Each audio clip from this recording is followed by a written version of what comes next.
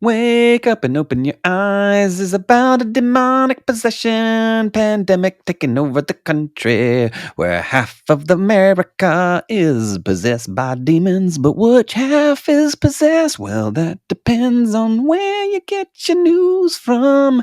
Is it the social media? Is it the 24-hour news networks? Well, depending on who you are you possessed or not?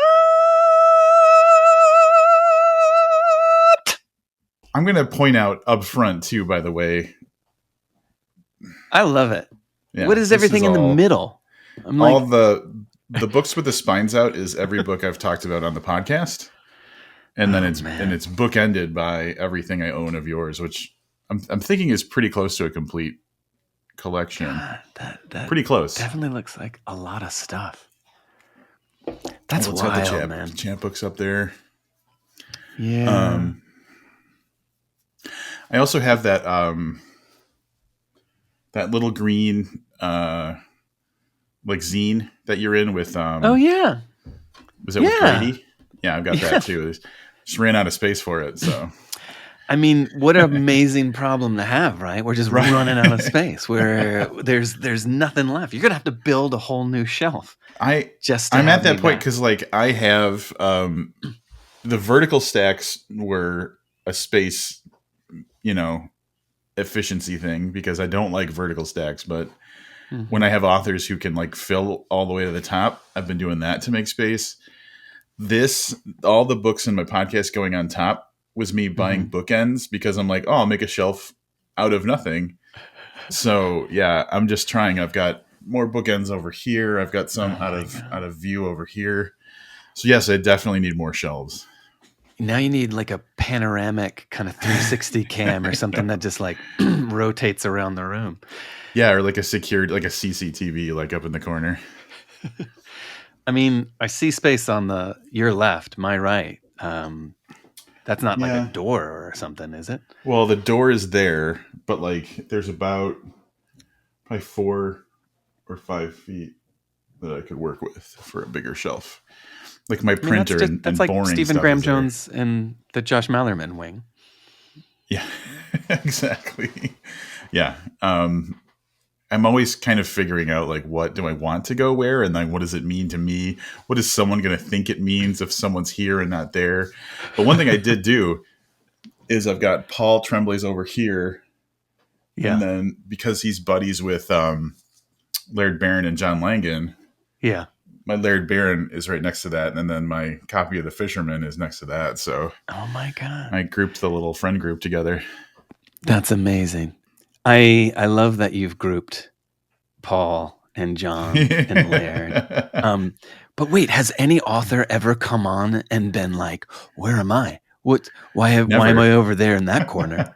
No, never. And I feel bad because like one of my closest author friends, his name's David James Keaton. Mm-hmm. And he is on the bottom here. Mm-hmm.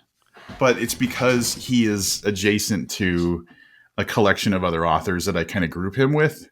Uh-huh. And so like it makes sense for him to be there. It's just not like a prestige spot. So I feel bad. But like the books that we've talked about, make it up onto the collection. So yeah, there's no win. Someone's got to be on the bottom shelf. Like nobody puts Nat in the corner. Don't put Nat in the corner. Oh yeah. Where's Nat? Well, Nestlings and Rest Stop are in the list here. Yeah. And that's Mary is floating around somewhere by itself. So Nat doesn't really have a foothold yet. Uh-oh.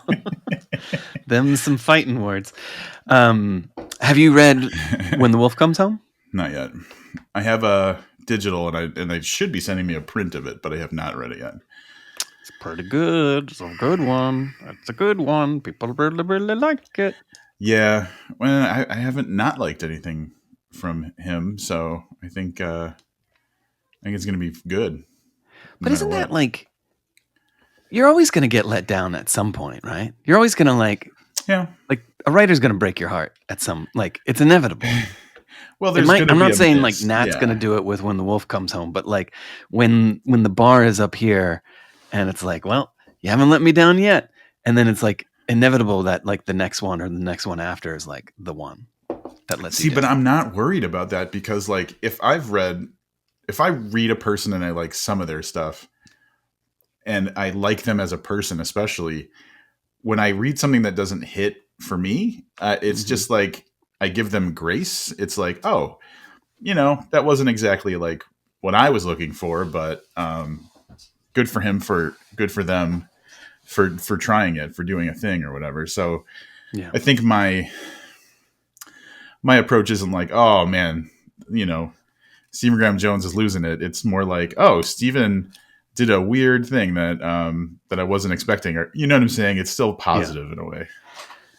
I mean, I read I Was a Teenage Slasher this year, and I was just like, what the heck is he doing? Like, it was like audacious in Yeah, how it just like commits to the bit in such a way that feels like holy moly. And it took the longest time for me to feel like, did I like this book? Like I was like so like resistant to it to a certain extent because I was just like, I can't believe he's fucking doing this. And he does it. he does it. That's I had the opposite reaction where I was like, is he doing what I think he's doing? That's fucking amazing. And I was so just locked in for it because it was like it was such a wink to the people who like care about that kind of thing. Mm-hmm. Um, and I was like, good for you, buddy. But I like the fact that I feel with Steven, there's a lot of like revenge is a big theme in all of his books Mm-hmm. because like he is from people who have been so consistently wronged. Mm-hmm. So revenge is a natural kind of thought, at least, if not like an action. And so I like that he's becoming more, it seems to me at least that he's, because I've been reading his stuff since like for like over a decade now. Mm-hmm. It's becoming more obvious that no, this is what is on my mind. Yeah. So I like that. I like that he's maybe like there's less of a mask on.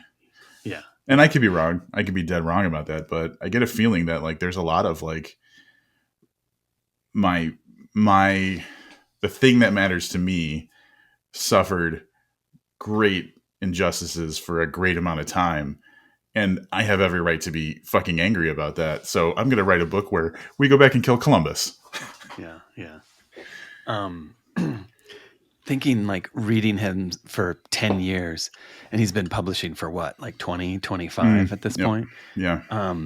Just blows my mind. I mean, he can do I say he can do whatever the heck he wants.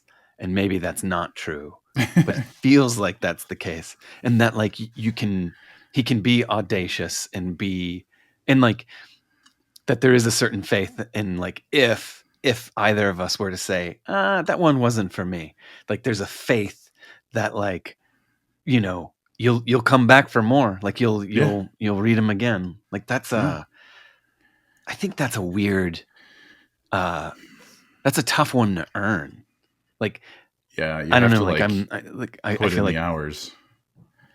yeah, but like you have to, like, there's a certain point where if you're a fledgling, a baby author, it's like, how many chances do readers give you where it's like, oh, I didn't like that one. Well, I'm not coming back for more.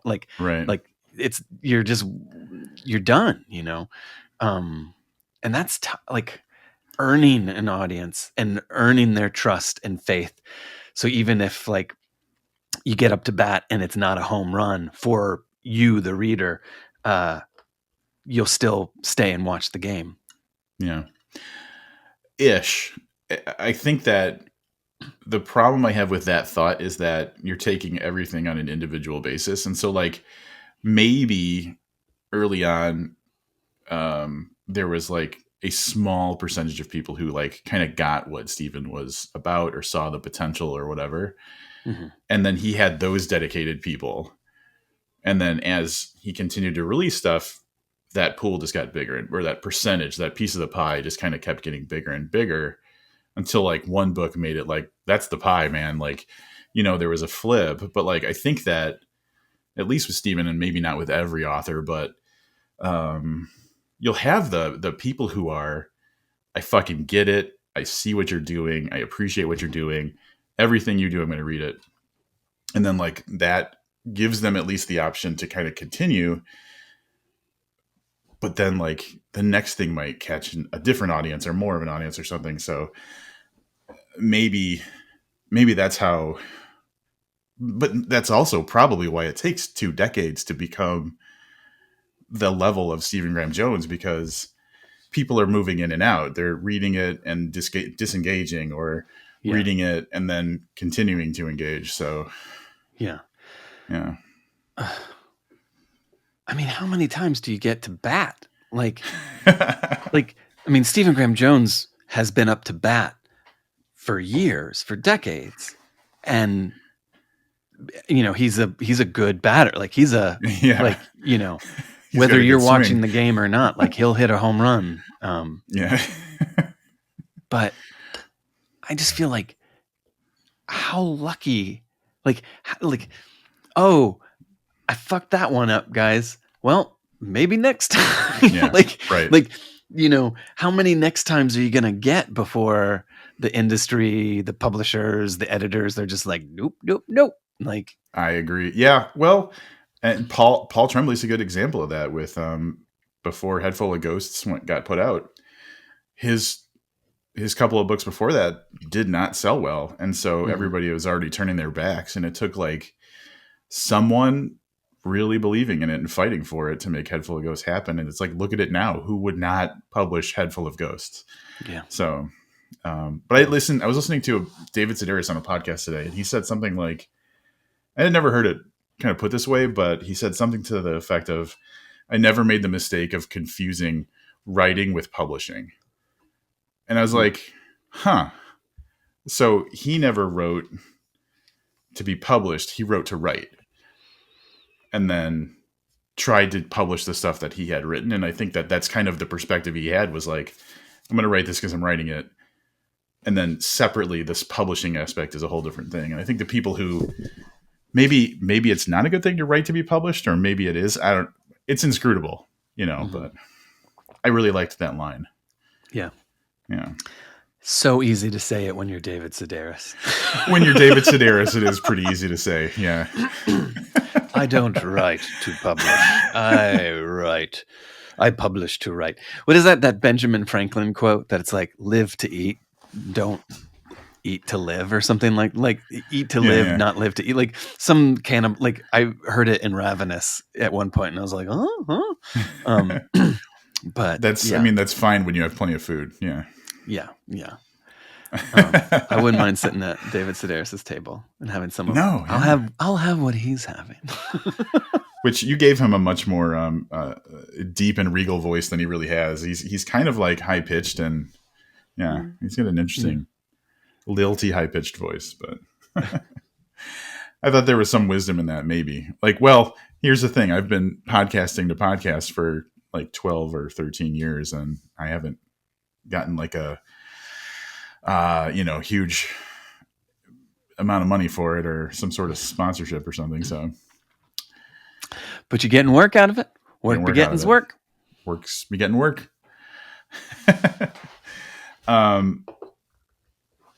I love the warm-up chats we do. This is all going in the podcast. You know that, right? I hope so. I mean, it's up for grabs. You pressed record. The contract was signed. I'll shit talk Nat Cassidy till the cows come home and say, what do we want to say about Nat? What do we want to say about Nat? Yeah, I don't have anything negative on deck for Nat Cassidy. Nothing's coming to mind. Don't ever get stuck in a car with him for longer than 4 hours, because he breaks wind like Louis Armstrong. He is Charlie Parker of the alto butt trumpet. Well, see, there goes my podcast road trip idea that I was going to pitch to Nat Cassidy. man. What is that? What is the James? I don't know his name. James Corden, the British talk show host that does the singing in the car. Yeah, he that sings in car the cars karaoke. with people. Yeah. This is your podcast with authors in a car. Road tripping with writers. Road tripping with writers. I've already done the I'm going to spend a weekend. You have to put me up for a weekend version of that. I never thought of road tripping with authors, though. That's not a bad idea. I mean, couch crashing. Wait, what would it be? Couch surfing with couch surfing with scribes. Couch surfing. Scribe. With, no, yeah. There's Hey, anybody that's listening, if you have a snappy title for what we're talking about, where I go and spend a weekend at an author's house and make them record conversations with me, let us know. With authors. I can't do it. Home wrecking writers. Isn't that where you sleep with their partner? Isn't there like a house crasher, house crashing critics? House crashing critics. This house needs better wallpaper. That would be fun if I just go to a bunch of different authors' houses and then just complain about how they live. When was the last time you dusted this place? My God, Josh Mallerman. What on earth have you done, Almakatsu? You just have the grapefruit LaCroix. You knew I was coming. You could have put a little effort in. Wait, is it LaCroix or is it LaCroix? It's LaCroix, but I'm just being stubborn about it. Okay. Did you get it at Target? Yeah. Or it's the generic brand of seltzer water. Dude, so we are recording this on the 30th, so we're pretty much wrapping up 2024. Yeah. Do you have any thoughts about that? I was thinking about this just probably an hour ago, where there was a part of me, even through everything that this year has kind of brought, and I think we're all I think there may be a consensus that we're ready to move on from 2024. But I actually had this moment of I don't know if I'm ready to let go of 2024. 2024 has not been a stellar benchmark year by any stretch, but there was this trepidation of entering into 2025, I guess. And that, we're only talking about a day. It's flipping a switch, and then all of a sudden it's but I did have this moment of I don't know if I'm ready. I don't know. Are you ready? No. I just want time to stop. I'm fucking done with all this stuff. Thresholds, I've hit so many of my thresholds. So yeah. And have we launched into is it personal thresholds, political thresholds, reading? What thresholds have we maxed out? Yeah, well, so for me personally, I'll take it back to 2021. That's the year I had been working with Apple for 10 years, and they basically were like, oh yeah, we reorganized things, and if you want to keep this job, you got to move to Texas. And I was like, nope. So left Apple, and then 3 weeks later, diagnosed with cancer. And so that end of 2021 going into 2022 was personally just devastating. And then at the beginning of 2021, I had ended my 10-year long podcast. So I was very adrift. Nothing about my life was the same as it was. So 2022 I was like, oh, I can rebuild. Everything's changed and I can rebuild. So I got a new job and I started doing different podcast stuff. And the job didn't pan out. So I was unemployed again. And then 2023, I started this podcast. Got a different job. That didn't pan out. So it's just been, for me, the thresholds are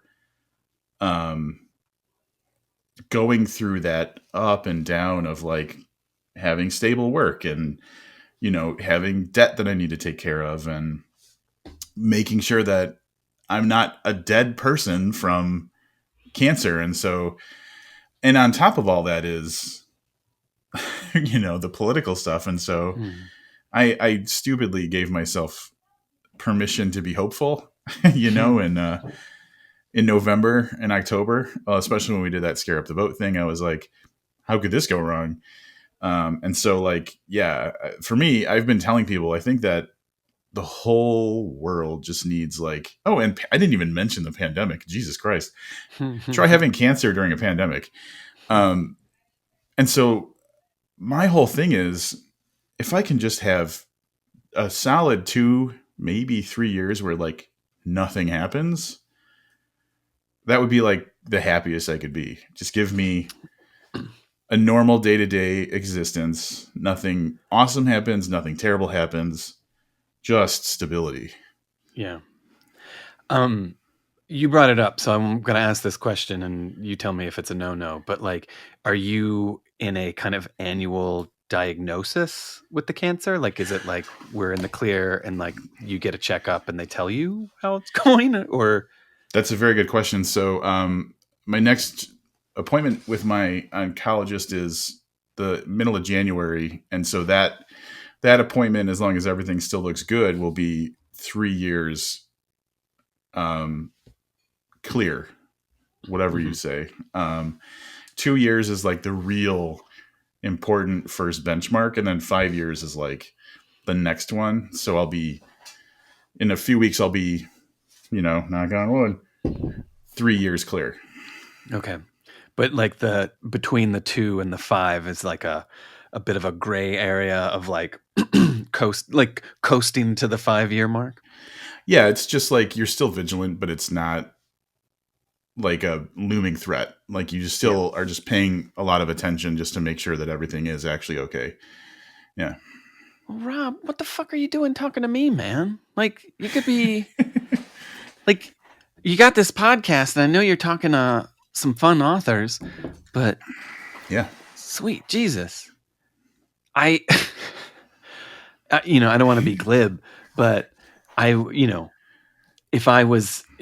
tables were turned and I would be in your position, I'd be fucking cancer and I'm talking to this schmo. Do you ever just get annoyed at yeah, talk about your problems, asshole. This is I had cancer. Oh, Fuck no, you, no, man. No. And first of all, I'm not minimizing my experience with cancer, but of all the cancers you can get, I got the one that you would hope for, because it is they have gotten it as treatable as humanly possible. And so the survivability rate, especially for my age, at the level they caught it at, was very optimistic. And so it wasn't I was hanging on by a thread. So I'm gonna clarify that. Okay. But still, I mean, that's a weight. That's a tonnage on the shoulders, Yeah, but it makes your perspective different. Yeah. So for me, the outcome of that is, I'm absolutely just going to focus more on doing the things that I want to do. And that involves this. When I wasn't doing a podcast, there was something missing, and there was there's an absence that I needed to kind of figure out what to do with.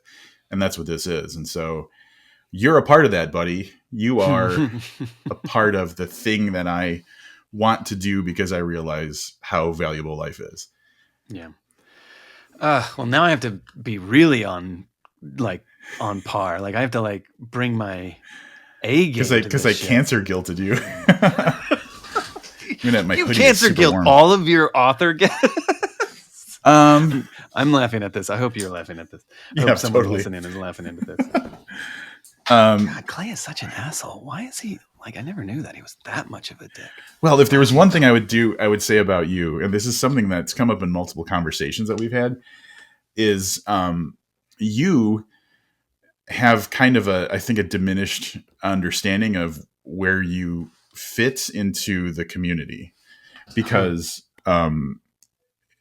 you make it sound like, hey, I'm the new guy and just trying to do a thing, but you've done a lot and you've created a fan base, and you are absolutely, you know, a cog in the machine of the horror community and stuff. So if there was anything I would say to you is like, be more okay with telling yourself, hey, I'm a part of this awesome thing. And like my contribution is equal to the contribution of others.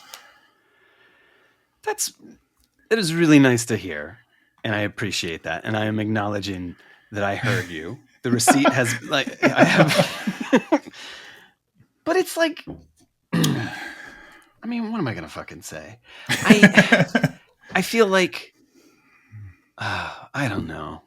I'm just I like there's still so much. I don't know. Like we were talking about Stephen Graham Jones before and his like 20-year pie that he's been baking and baking. I've had pies in the oven that have burnt and then had to kind of like toss them, start over again. Let's put this pie in. Oh no, the wrong ingredients. Like I don't know. I feel like I don't know. It's not that I'm rejecting the compliment. Sentiment. Yeah. But I wanna earn it, and I don't want to rest on any laurels. That's for damn sure. Sure. And yeah, I'm sure there's a better point to make here, but yeah, I just don't want. I don't want, and I don't think this is the case, but I say things like this because like it could be the case. I don't want imposter syndrome or something like that to erode like the good experience of doing the stuff. You know what I'm saying? Mm-hmm. So we all need positive encouragement. We all need someone to tell us you're doing awesome stuff. Yeah. And so I try to do that. And especially when I notice someone's like, no. I'm like, but yes. Like, that's kind of where I feel like I need to be like, but yes. Yeah. I mean, there are those people who are kind of annoying about it and probably a little twee with their like, no. No, really, I'm not, know, and I don't want to be one of those folks, but like that idea of like, I mean, I will say this, that like, if you, like there is a path, a trajectory, and we're all kind of forging our own paths. And I will definitely acknowledge that there has been advancement. But it's amazing how like it like the hustle never ends. And I think Gabino Iglesias is like, the one that kind of like really kind of hammers that home, where it's like, you can't rest on any laurels, because it's like, there's, and I don't know. I keep wanting to say something like there's too many stories to tell. All I want is the ability to kind of tell these stories and find readers. And, the thing that I do want to acknowledge as being the kind of real salve on any imposter syndrome or any kind of like internal naysaying that I personally grapple with. I love hitting the road and meeting people and doing events, because it's the only time that I actually feel as if I'm engaging like positively with the community. And it gets me off of social media. It gets me away from all the things that I shouldn't be looking at. And just engaging with people, readers, is like, that's some days that I feel like that's all I've got. It's all I need. Oh, dude, I'm going to tell you a story. And like, this is me saying I totally get what you're saying. And this is hopefully kind of a complimentary kind of feeling. But so 2017, I went to StokerCon. It was in Long Beach on the Queen Mary, the ship. Mm-hmm.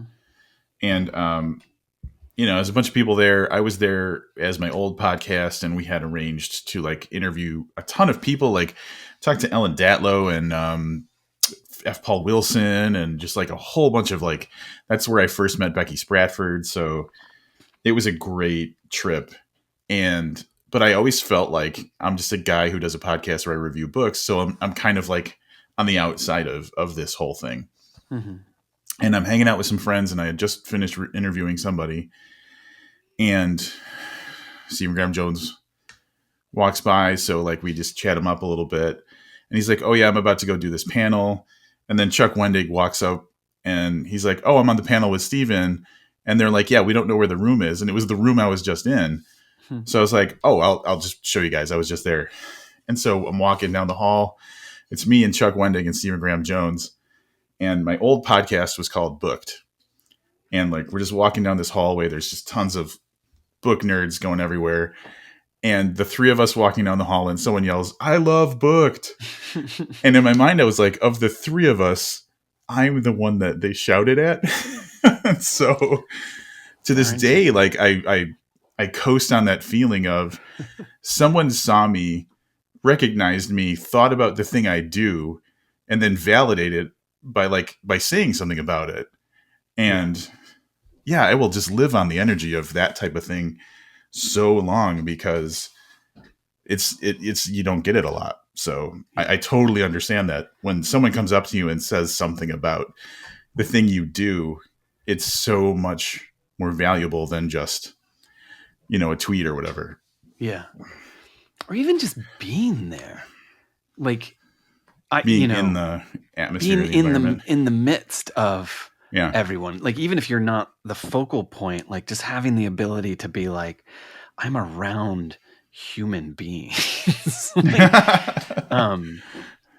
Which human beings or human beings who like get it, who like get the thing that matters to you. I mean, I don't know if being around human beings, I think, is very valuable. Who they maybe they get it, maybe they don't. Like, I'll start with human beings as like the baseline. Sure. I just want to be around human beings, and then I'll work my way up from there. Like, do you get what I'm doing? Oh, cool. Like, or you don't? Oh, that's fun. We'll have an interesting conversation. Yeah. StokerCon is great because it is, I remember my first year, I was a little kind of reticent because I was just nervous. I was like, oh my God, social anxiety and like having to be on and having to present yourself and, introduce yourself. But then like, I don't know, like I've come to really like almost kind of depend on it. Like it is, there's something to be said about, reconnecting with these people, fellow authors, readers, podcasters, writers, like the whole lot, librarians, booksellers. I don't know. It is kind of amazing at the end of the day when like you think that I have been thinking a lot about community and what it means to be a part of a community, and specifically like the horror community. And for me, you realize that, like, yes, librarians, booksellers, readers, writers, interviewers, journalists, like they're all coalescing and kind of cohabitating this community in a way that I have personally come to rely on, or I feel as if I'm forging an identity that feels like this is me. Like I think I'm at my happiest within this community because I get to be me, and that's pretty wild. Like, maybe that's the difference with like other human beings who aren't necessarily appreciate it. Like, I don't know. Like there's some, like, it's amazing how like you write something and like people are like, oh yeah, that's not, like, and then there's like the moment where it's like, hey, and you're like, oh, you're one of my people. Yep. Yeah. Random convention or book event kind of question for you. for me, so this is I'm going to do it both ways for you since you are an author who has published things. For me, one of the things that makes me feel most awkward or feels bad when I'm meeting people at like book events and stuff is if I haven't read something that they've Mm-hmm. written.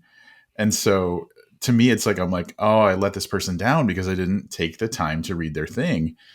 Um, and I know that's just a dumb thing in my head, and probably it matters way more to me that I didn't read their thing than to them. So maybe you can say something about that as an author. When someone's like, oh, I haven't read anything by you, does it sting a little bit, or is it just like, oh, because like with me in the podcast, I'm like, I don't expect anybody has listened to this at all. And Uh-huh. so when someone tells me they haven't, I'm like, well, of course you haven't. But then I'm going to flip it on you. um what was the flip side of that? There was a flip side, so maybe answer that and I'll try and remember my Okay. flip side. I mean, I always feel like I cringe a little bit when people feel like they need to tell you that. Like I think like there's like an unsaid. It's okay. It's okay. Like you don't Yeah. like. I get it, man. Like I haven't read everything. I haven't like imbibed everything. Like it's just impossible. Yeah. So for me personally, entering into any kind of like convention or event where there's like you like I am this person. This is what I have done. This is what I have contributed. Uh, for me, that like the knee jerk response has to be like, "Oh, I haven't read any of your stuff yet." You know, like Yep. Yep. it always strikes me as like, I don't need to know that. I don't need, like you don't need to tell me. Like I'll just either assume you haven't, or if you want to beg to differ, that's cool. But like it's almost like it's oddly destabilizing because it's like I don't know, like I don't, maybe it's like I don't know you. I don't know you yet.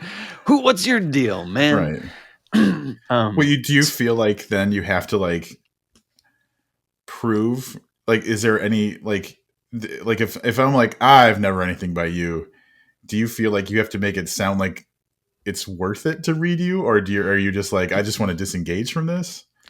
Well, it's not disengage as much as it is. I mean, maybe it is a little disengage, but it is that feeling of like, do I have to? I mean, maybe there are variations of I haven't read you. It's like, oh, I haven't read you. I'm so sorry. Like, Like, like, I've got your books at home, I just haven't made it to them yet. yeah. Does that soothe the burn a little? I mean, no. I mean, on a industry publishing wise, like, thank you for your money. Yeah. That will keep me in business a little bit longer, for sure, absolute sure. Um, but on a more kind of like positive swing, I do think buying the book and having the book, like here, actually, this is what I want to say. The books don't go away. The books will always be there in Yeah. some shape or form. God willing, publishers willing, Amazon willing, paper willing, like whatever, Yeah. digital, ebooks willing, like whoever makes these books will exist in some kind of form, and they are there if you want them. And I think I have reached a personal level of acceptance that I'm not gonna convince. I can't. I don't know if I'm ever gonna be able to. Like, I haven't read you. That's fine. Like, it's like I'm okay with that. Like, Mm-hmm. if you want them, they're out there, and maybe there will come a day where that won't be the case. But like for the time being, the assumption is more people have not read me than have. So it's I guess the thing I'm like prickling against is that idea that like, the conversation doesn't need to start there. I The felt the conversation need doesn't have to start with like, yeah. "Hi, I'm Rob. I haven't read you." Um, Yeah. Yeah. Yeah. Well, but and that's me being.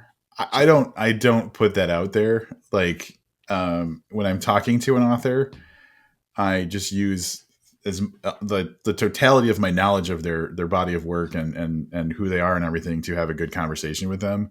Mhm, But if I'm asked, I'll be like, yeah, I haven't had an opportunity yet to read, mhm. you know, So, I mean, I'll admit, like this year, I read my first Brian Evanson collection, my friend. and it Okay. changed Okay. my life. What was it? The new collection, or was it It something? was. And Yeah. now it's like I'm like, "Oh my god, I need everything. Like I need to catch up." I mean, Brian Evanson, oh, I see his wing. So for anybody watching, Good Night Sleep Tight is the name of the collection that we're talking about right now. And I mean, it is amazing. It is an amazing collection. And it like it's not Brian's fault that I didn't read him. So Mm-hmm. I'm not going to go to Brian and be like, Right. I haven't read you yet. Like it's Yeah. like your responsibility for me to read you, like and maybe I'm misinterpreting the question up front, but like I do feel like there is something to be said about that moment when you find an author and the like now you're like, oh my god, where has this writer been my whole life? Like now I need to read everything. Like Yep. Yeah. you like the onus is on you, the reader. And I mean that happens all the time because there's just too many books.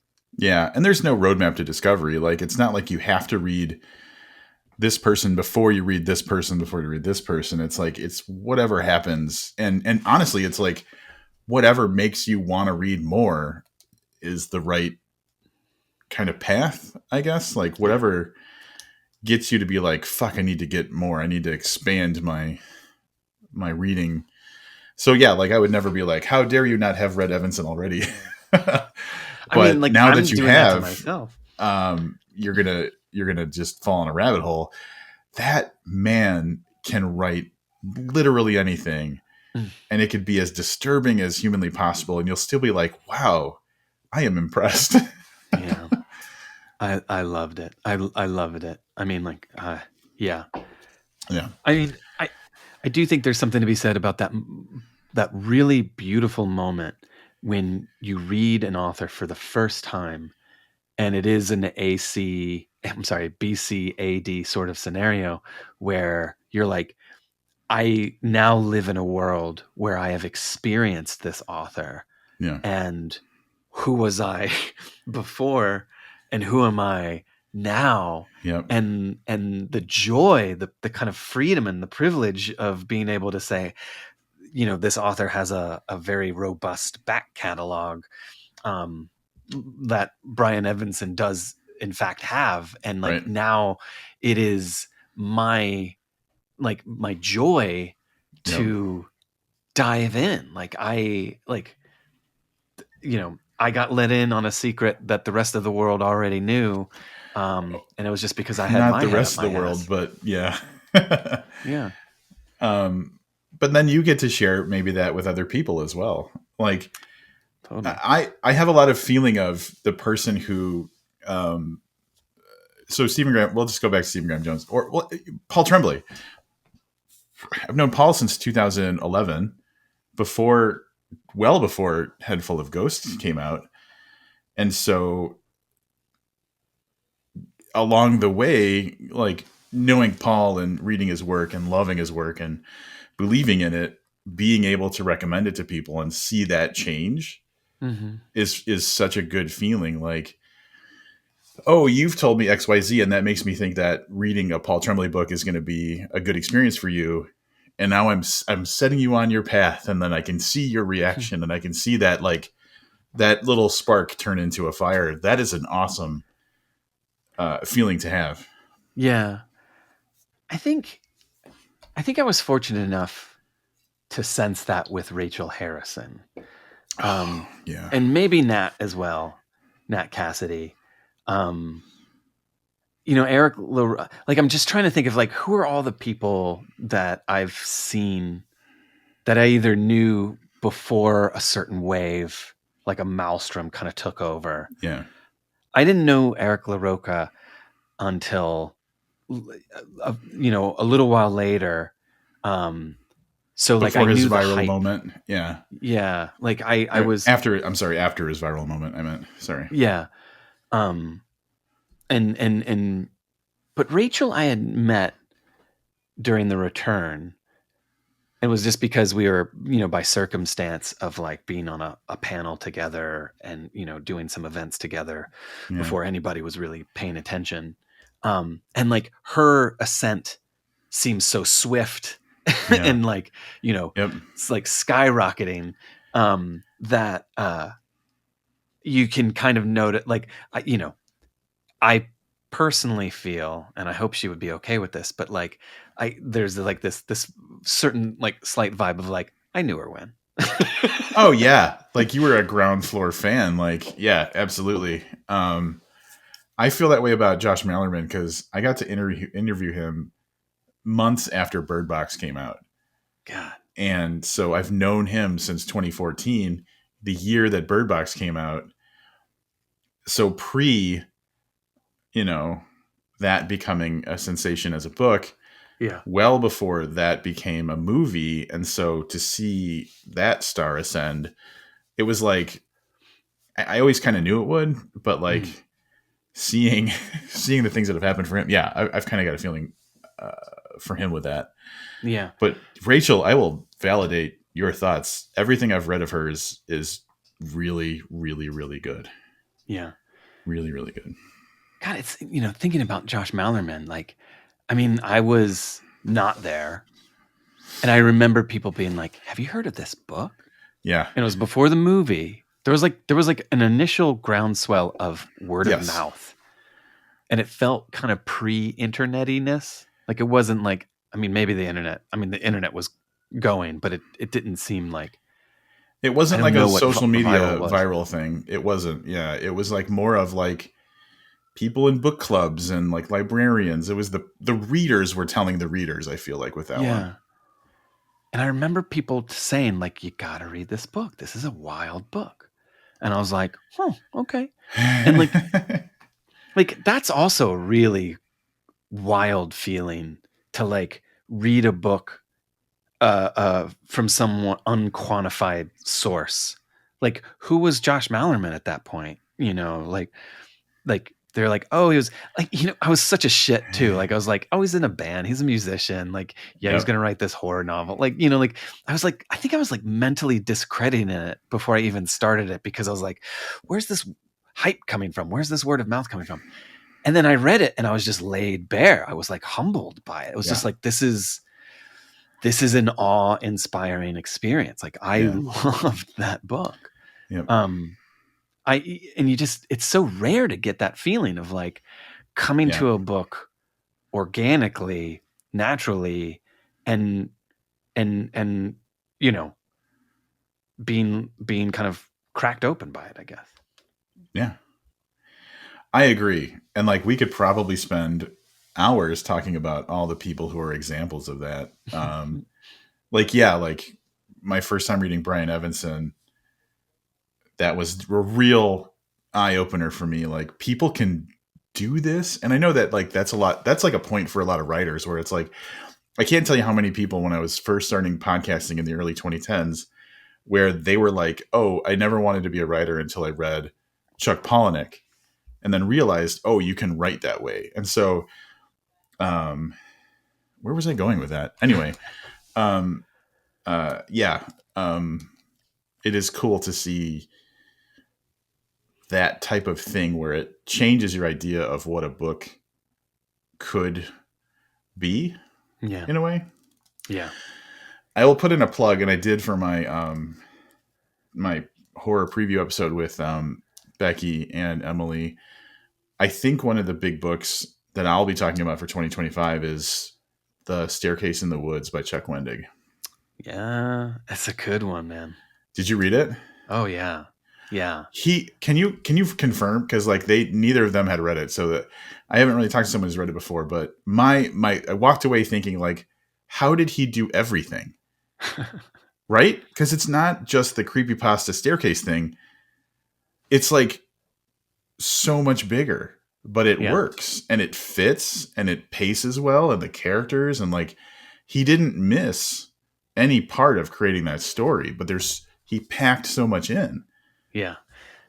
It's a deceptively big book. Right. And it's like, is it only like 300 pages or something?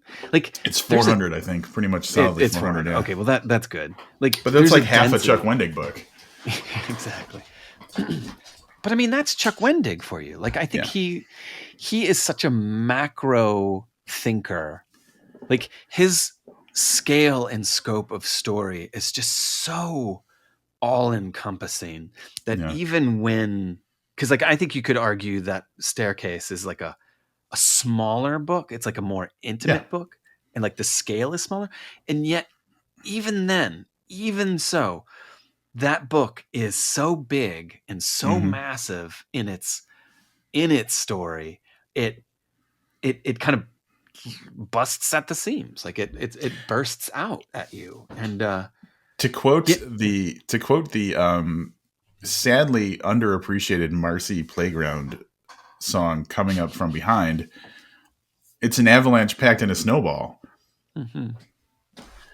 I really think it is. You've been holding on to that one. You've been waiting to use that one for. I exposed someone to that song the other day, so it's top of mind. But it is a good line. It's an avalanche Tonight's the packed in a night I snowball. use the Marcy Playground quote. I know it. It's going to come out. The lyric. There's going to be the opportunity. I'm just going to keep it in my back pocket. That's the sole reason I do this. Is like I need to like make other people exposed to the thoughts in my head. That's the whole reason I do this. It reminds me of a Fountain of Wayne song. I'm in the pocket of big Marcy Playground. They're just making me like work their lyrics into episodes. That's how you get your payola, your product placement. I know. Do you want to talk about your book yet, or are you enjoying the I mood? mean, this is all I've got notes, man. I've got notes. God. I mean, you tell me. Dealer's choice. But so all right, I will deflect at any possible chance I get. But to talking about your book, yeah.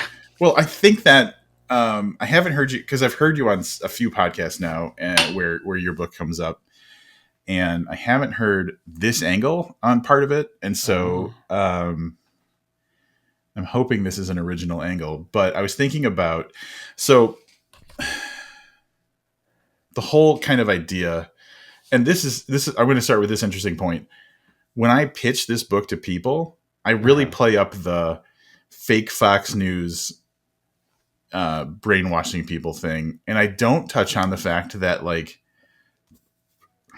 there are different avenues of people to be influenced based on what their life is like. Yeah. So I think it's easy to just kind of default to this is the thing that people will understand. And I explain it quickly that way. But and I posted on my Instagram Reels, Emily Hughes doing a quick like minute-ish kind of summary of what the book is about. But it's, it's people who are maybe right-leaning and through different avenues get kind of influenced to an extreme level, and it causes horrible, horrible outcomes. And so one of the things is the far right-leaning news channel, which is Fax News. Just the biggest wink there. Like, yeah. And it's like, the whole, like you could fall into, if that's the only place you get your information, like you just fall into whatever they feed you. But there are other ways too. So a woman has a similar experience of falling into like a wellness influencer that,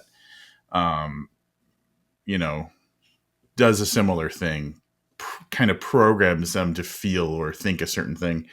A teenager, it's like bot followers almost. So it's like you are a vulnerable person and you don't feel understood.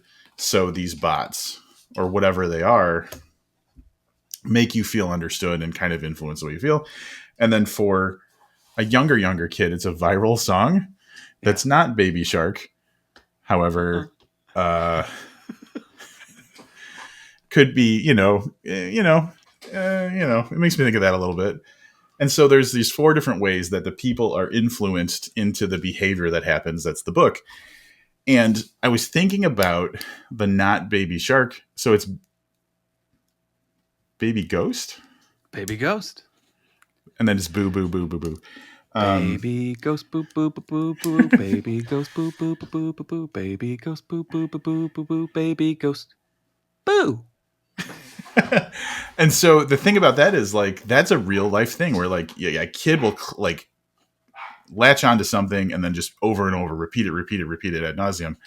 And that got me thinking about a movie. Can you think of a movie that a song targeted kids and it played over and over again and it had a very horrible outcome? Oh my god, am I gonna embarrass myself on live TV? A song that plays over and over again On the television. on the television. Oh, Season of the Witch? Yep. Yeah. Yeah.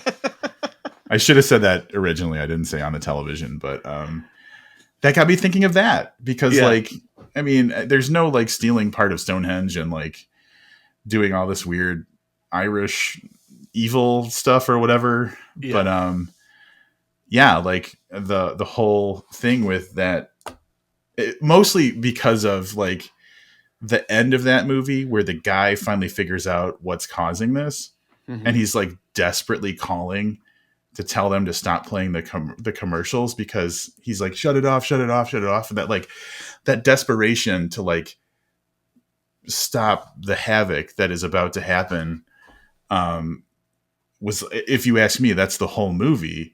Yeah. But that movie is traumatizing, FYI. Like if you were of a particular generation and you watched that movie at a very specific age, that movie messes you up, and it messed me up. I forget all about androids.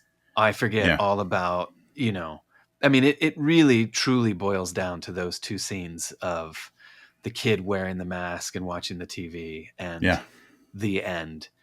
I mean, the scene with the TV is really traumatizing for sure, but like how friggin' bleak is that yeah, ending? That ending is like, and it's yeah. Tom Atkins. It's Like hopeless. Yeah, that is some stellar acting from Tom Atkins. Like that, yeah, he sells the desperation in that moment. There is no hope, and like they goad you. They tease that thing where it's like the first channel down. Okay, whew, second channel yep, down. Third channel. Come on, third channel. Come on, you can right. do it. You It's can do it. so And like yeah, and like it's so good. yeah, God, that movie has no hope. That is a nihilistic Yeah, movie right there yeah, for you.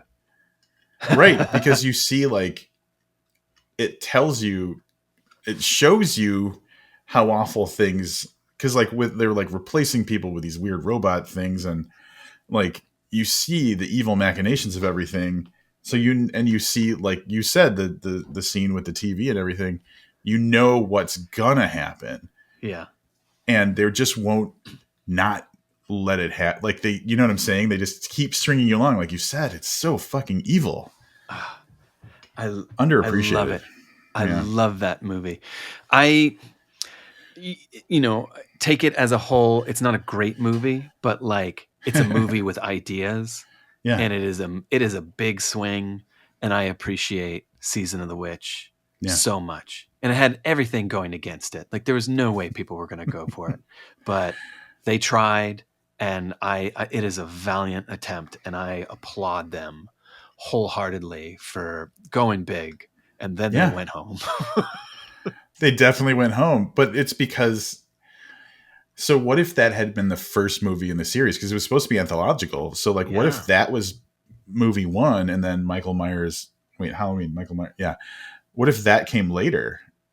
Yeah. I mean, Like, would it have been received better, or would it have just killed the franchise? if Season of the Witch had come first, Yeah. I mean, wow, that's a hypothetical that I can't fathom. I mean, like, you know, it's just fun. It's so interesting to me how like that movie is a real nihilistic, like it.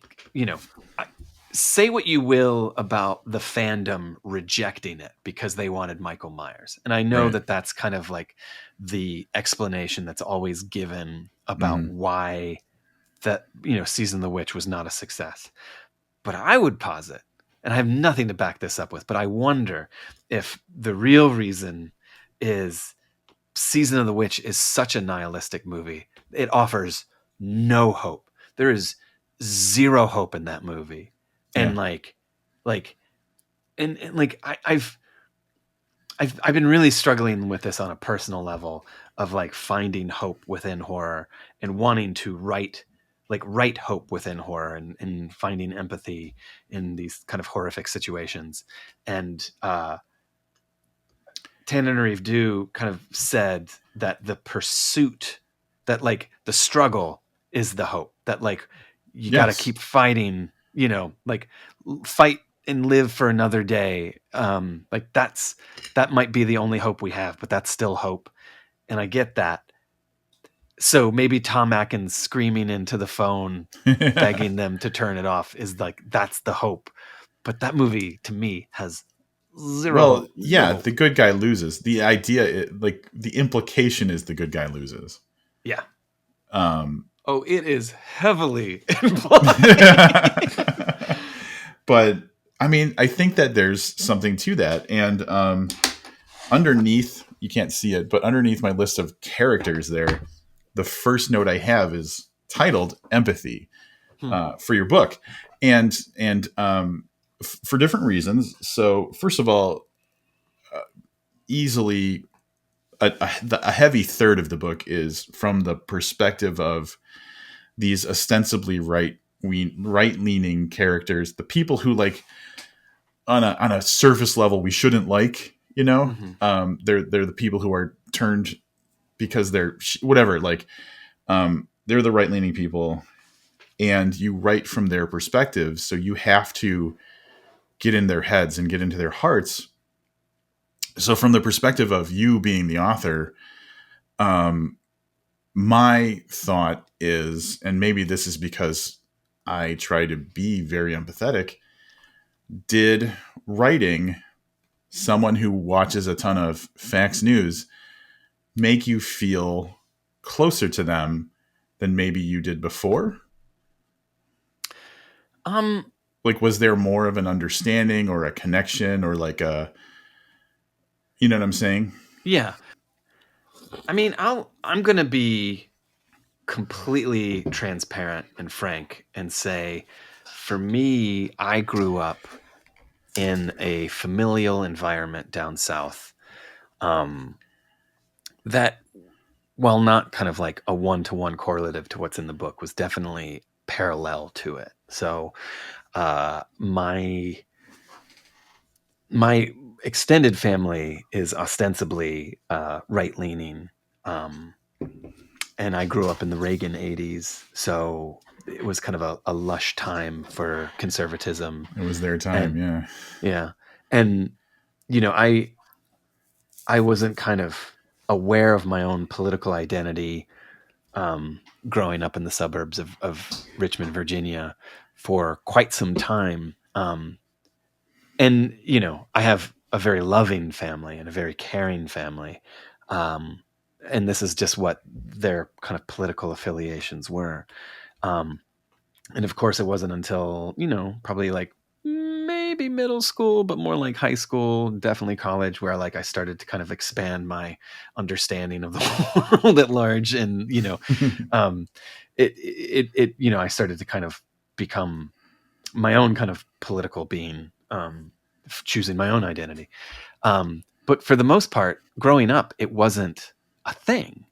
Yeah. Um, and yet this was my familial political identity. And like, it's so funny because like that whole thing, there's like a certain segment in the book about Alex P. Keaton, Yep. as played by Yeah. Michael J. Fox. Yeah. And I remember watching that as a kid and just being like, oh, Reagan is so cool because Michael J. Fox says he's cool. Same. And like, that's all I knew. Like, if Alex P. Keaton thought it was cool, I thought it was cool, and that was Good enough. yeah. And knowing nothing beyond that, nothing beyond that. It's just funny how you're kind of. I wish there was a nicer, like a softer word than indoctrination, but like you're kind of introduced to these kind of concepts through pop culture, through entertainment. And for me, what was that? Family Ties? Was it Family Ties? I think you're right. Yeah. Yeah. I mean, that sitcom, like a whole generation of kids who didn't know any better were just like, oh, Reagan's cool because that's this what the dude likes TV it, says. Yeah. But the point, I guess the point being, you asked the question of, did writing this book give me a sense of greater empathy for the characters that I was writing? And I think I'm going to say no, only because I started at a place where these people were members of my family, and what I'm grappling with in the book is watching the identities of people who I know and love change through the media that they imbibe, whether that's through wellness culture, whether that's through social media, whether that's through 24-hour news networks. Like, it all happened. It like all of this happened at the same time. Like we've like the kind of like groundswell of these platforms. Just, I mean, Fox News has been around for a long time, longer than Baby Shark, but like, it seemed as if the kind of zenith point where we as a culture were very kind of vulnerable, or a certain subsect of people were very vulnerable to this kind of uh um Influence. Yeah.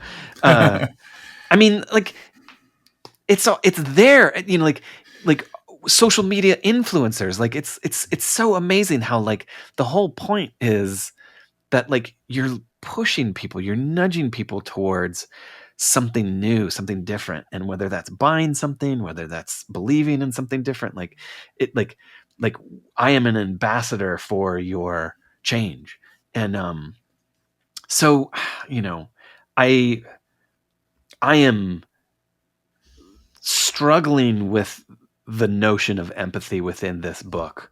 And it's because it's almost the kind of reverse to me, where I have witnessed the end result of this indoctrination. So now the writing is like kind of a time machine to go back to a place of naivete, of vulnerability, where, before we let the devils in.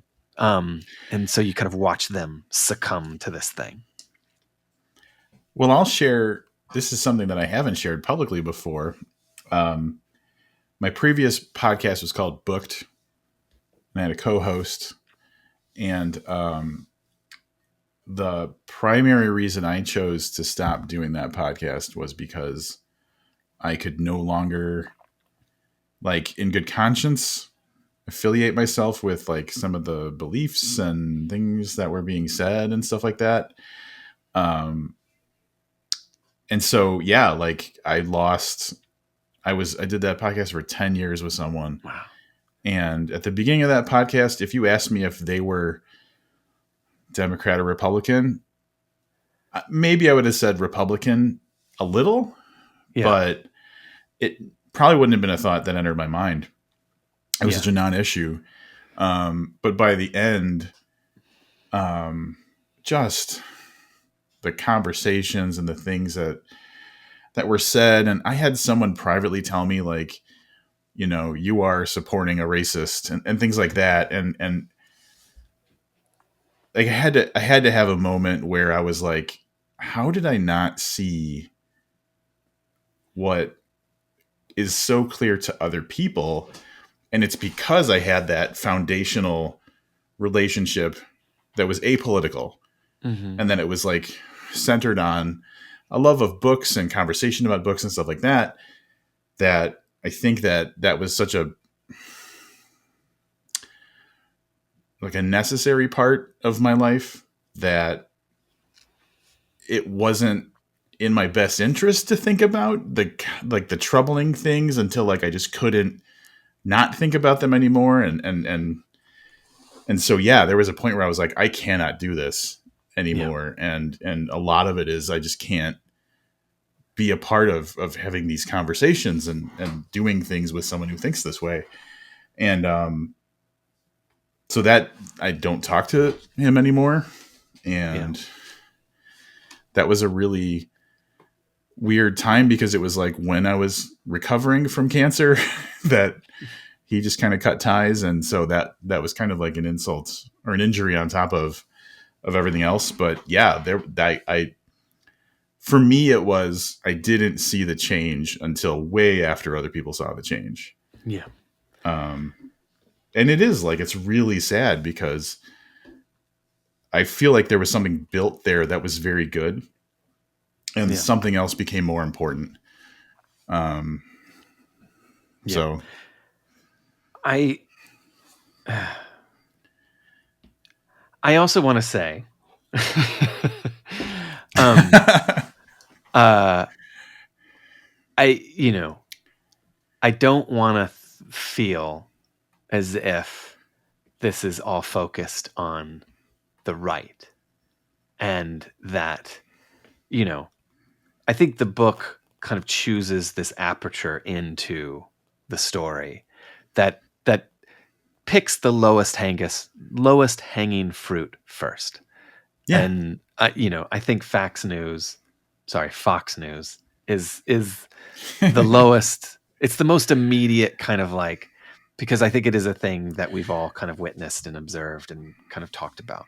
yep, But it is amazing how kind of nefarious that kind of influence, or that kind of sea change of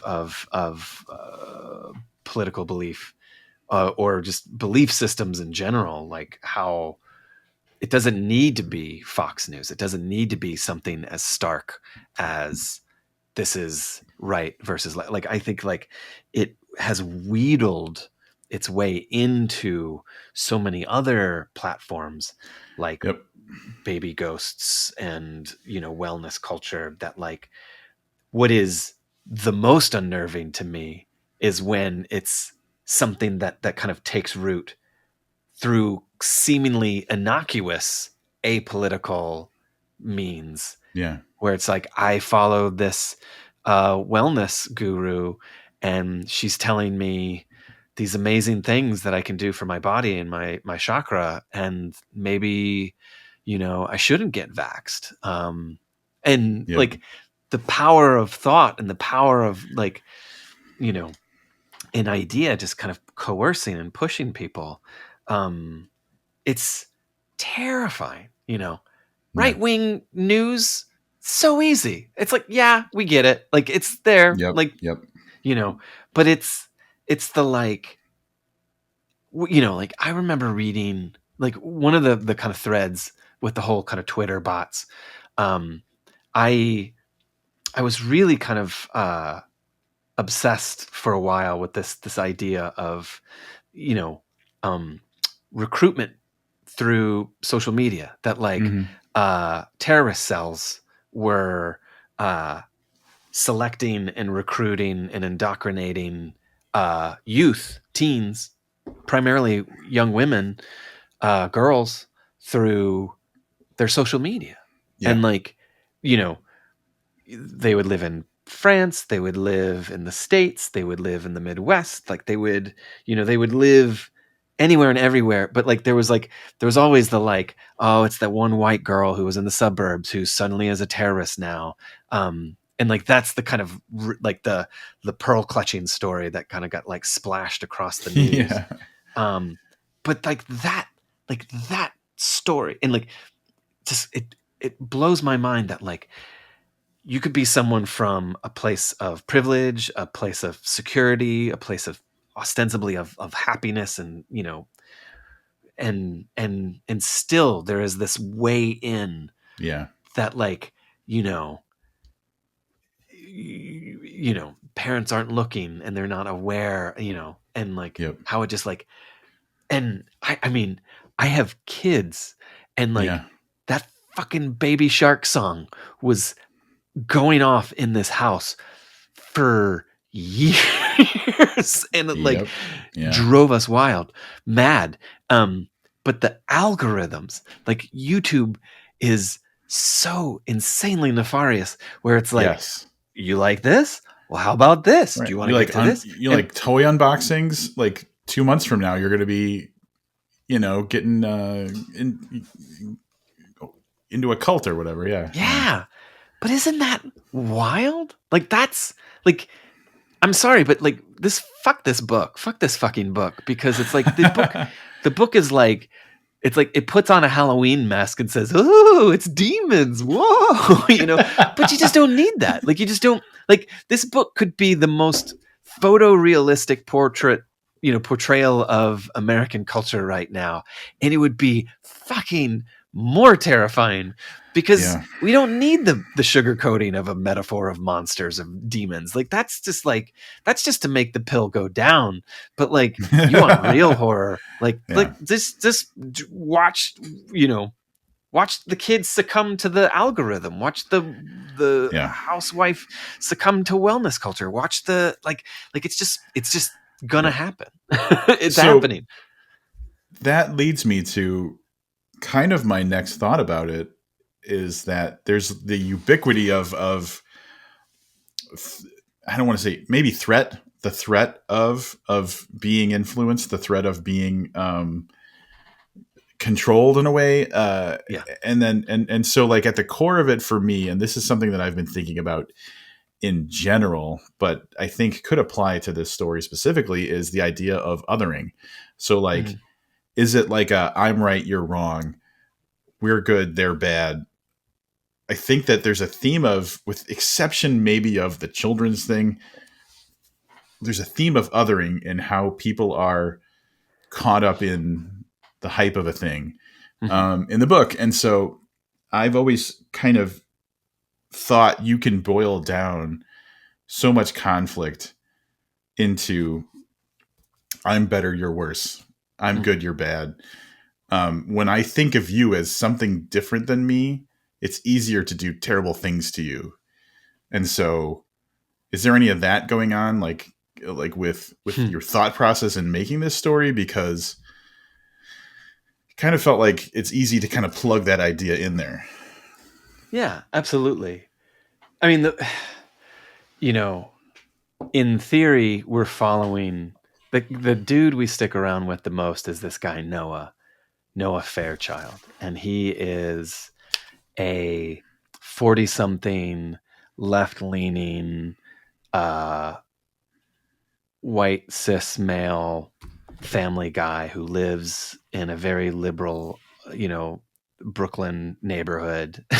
Like I'm basically writing about me. I was going to Um say it's not you though. Wink. yeah, I mean it's me. It's me.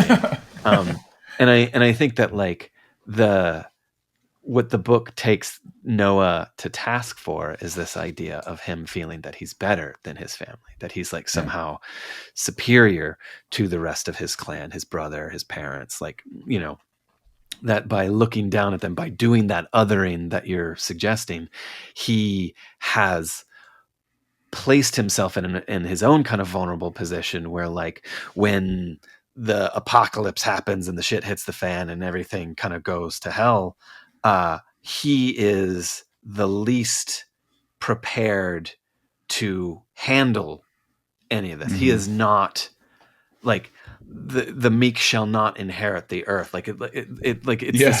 it's this like, um and you know in this way that, like, I know at first blush it feels like this book is kind of taking the right to task.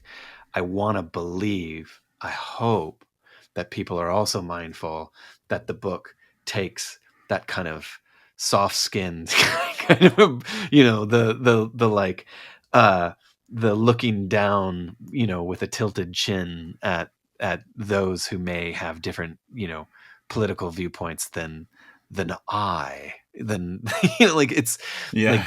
like it is I don't know if it's a 50-50, but I do feel like it is.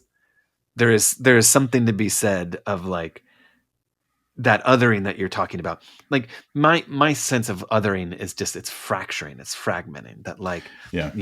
it's the Spider-Man meme of everybody like all the Spider-Mans pointing Yes, at all the pointing at different each other. Spider-Men. Yeah, Yeah, exactly.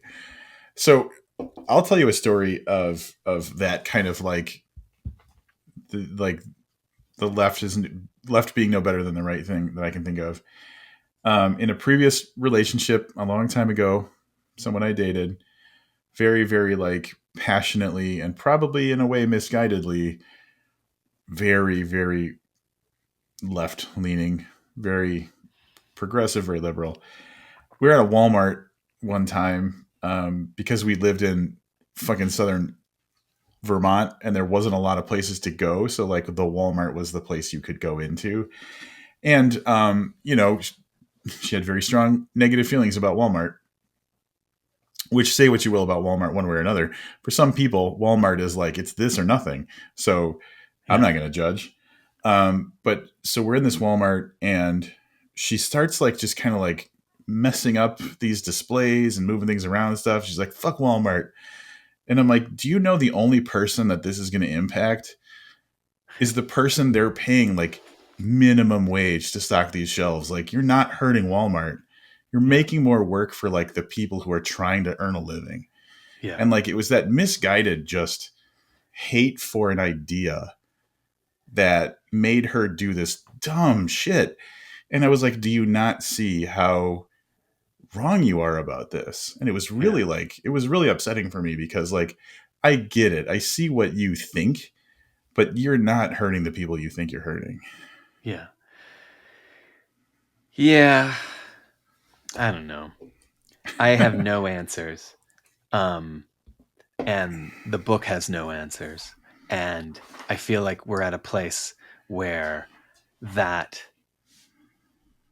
the kind of corrosion of trust and faith uh, is it's just a kind of sad thing. I don't know. I have no greater point other than like bummer, man. Well, Where, yeah, I feel like it's a very relatable sentiment. I think yeah, for I mean, obviously for people who the easy idea would be like, since this kind of obviously is a you know could be associated with a poke at the right, like your basic lefties would be like, oh yeah, I'm here for this, but yeah, I don't know, man. I think until we start trying to say, hey, we're all here, we all have the same goal, and we can like figure it out in a way that's like kind of best for as many people as possible. Like if it's just the Spider-Man, hmm. like it's just gonna always be that way, you know? Yeah, yeah. I am. It is amazing how nobody knows what the next year, 4 years, 4 weeks. Nobody knows what's going to happen. And I don't know where things are now, other than it just feels like everyone's really quiet. Everything's Yeah. really just like Muted. eerily Yeah. calm. Um, and maybe that's just because like think back to like January 6th and just like how that was such a moment in this transitional, in the liminal kind of phase. And I mean, it feels as if there will probably more likely be a peaceful transition of power. But like, what will life be? Like, I just don't know what life is going to be. And is it going to be, you know, when you start kind of like breaking it down of like, oh, life will be okay for me, but it won't be for you. It'll Yeah. be a little bit more inconvenient for me, but it'll be a lot worse for you. Like it's amazing how like just the scales have yet to kind of recalibrate. And Hmm. I it is a new time that we're living in. And like that to me blows my mind that like nobody knows what the heck is going to happen. And if nothing happens, is that better or is that worse? Right. Is that Like, can just being kicked down the road or yeah, yeah. Yeah. like, I mean, you feel like the kind of slow erosion of everything, but like, I think we're all kind of anticipating. I think some are anticipating. Maybe I am anticipating, or have been kind of wondering if there's going to be like a Molotov cocktail that just like blows things up and just like shakes things up, and like how seismic is this going to be? And we can all kind of forecast and kind of you know hypothesize, but like we're just living at the precipice of knowing something that we just don't know yet. And like that Yeah. to me just blows my mind. That is truly like, maybe it's terrifying, but it just feels awe-inspiring of like, holy shit, we are at the precipice of something new. I agree with you, and my initial feeling, and this is probably to some degree ties to my like solid Generation X roots, Hmm. but I'm like, can someone else be on the precipice of something big? Like, can we just push this off a few years and let the big thing happen, like when I'm retired or whatever? We haven't had a shortage of big things in our lifetime. Like going back to, so I was born in 1978, so like probably the first big thing is that Challenger Yeah. disaster, except for maybe like assassination attempts and stuff in the late 60s, or late 70s, early 80s, whatever. The Challenger, but then like, man, like 9/11, Yeah. fucking a pandemic, all these wars. Like it's not like history's been quiet lately. Yeah. And I'm like, I'm good, man. Let it just chill for a bit. Yeah. But then what are we going to write about? What What well, are we going to read? someone told me that Brian Keene had said that horror does really well when there's a Republican in office. And if anything, I mean, I'll take another 4 years of really good horror books. I'm not going to complain about that. That is the shiniest of silver lining there, my friend. That is I don't know if it's silver lining. It might be Is tin. that just wholesale delusion at this point? Like, fine if it is, I mean, I think it's just like, hold on to whatever crumbs you can. Like, this is like, Yeah, ever the optimist yeah. over here. But I mean, like, I do think writing in of itself is a political act, even the most kind of escapist. Like you're kind of transporting people to do like to some other realm. And I'm just thinking recently what books have done that for me. And we mentioned The Staircase in the Woods, Yep. which I think gets to that sense of like I think that book is really kind of dealing with depression, and like there's like a darkness in that book, and it's like you have to fight that darkness, in a way that like I remember reading it and being like, God, this feels really bleak for Chuck Wendig, which is a strange thing to say because like so many of his books are either apocalyptic or multiverse. Like he's not afraid to go dark, but like I think this might be his bleakest book. But it does hinge on like you have to. It's that fucking the horse that sinks in the mud in Neverending Story. Like, like you can't give in to the overwhelming negative feelings because that will be your end. I feel like to a degree, maybe not as like starkly as that scene does, but like it's kind of got that feel to it. Fucking no, Artex, no. But do you? I think that's kind of apt. It's probably an extreme example, but like kind of a similar thing. Like, yeah, you can succumb to or give into or not be strong enough to overcome the bad stuff, and this is what could happen, kind of thing. Yeah. I think CJ Lead with American Rapture really, I think that she was kind of at the forefront of what will hopefully be a kind of vanguard of these kinds of books that kind of deal with these topics in a way that, like, at no point did I feel like CJ was preaching to me in that book. I hope that book doesn't get chastised for being political, because I don't think, I think it is innately political, because art is political and books are political and writing is political. But like there's something to be said about the journey that book goes on that like feels so necessary to me. But you know what? Maybe Manhunt did it first. Maybe, like, I'm just thinking of like all the books that we've had in the last few years that have really kind of like staked its claim on the shifting kind of sands of our culture, and not been afraid to kind of speak to those things, to look at those things, and take the reader on a journey. Manhunt is a power charged book. Like, that book starts and it just does not stop. I think you can say the same thing about American Rapture.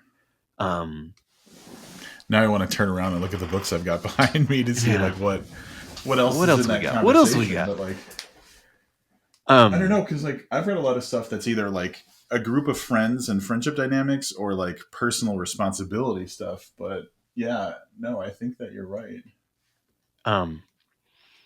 We'll see. I think that like my concern, I don't know how many screeds I'm going to be able to read, having just contributed one.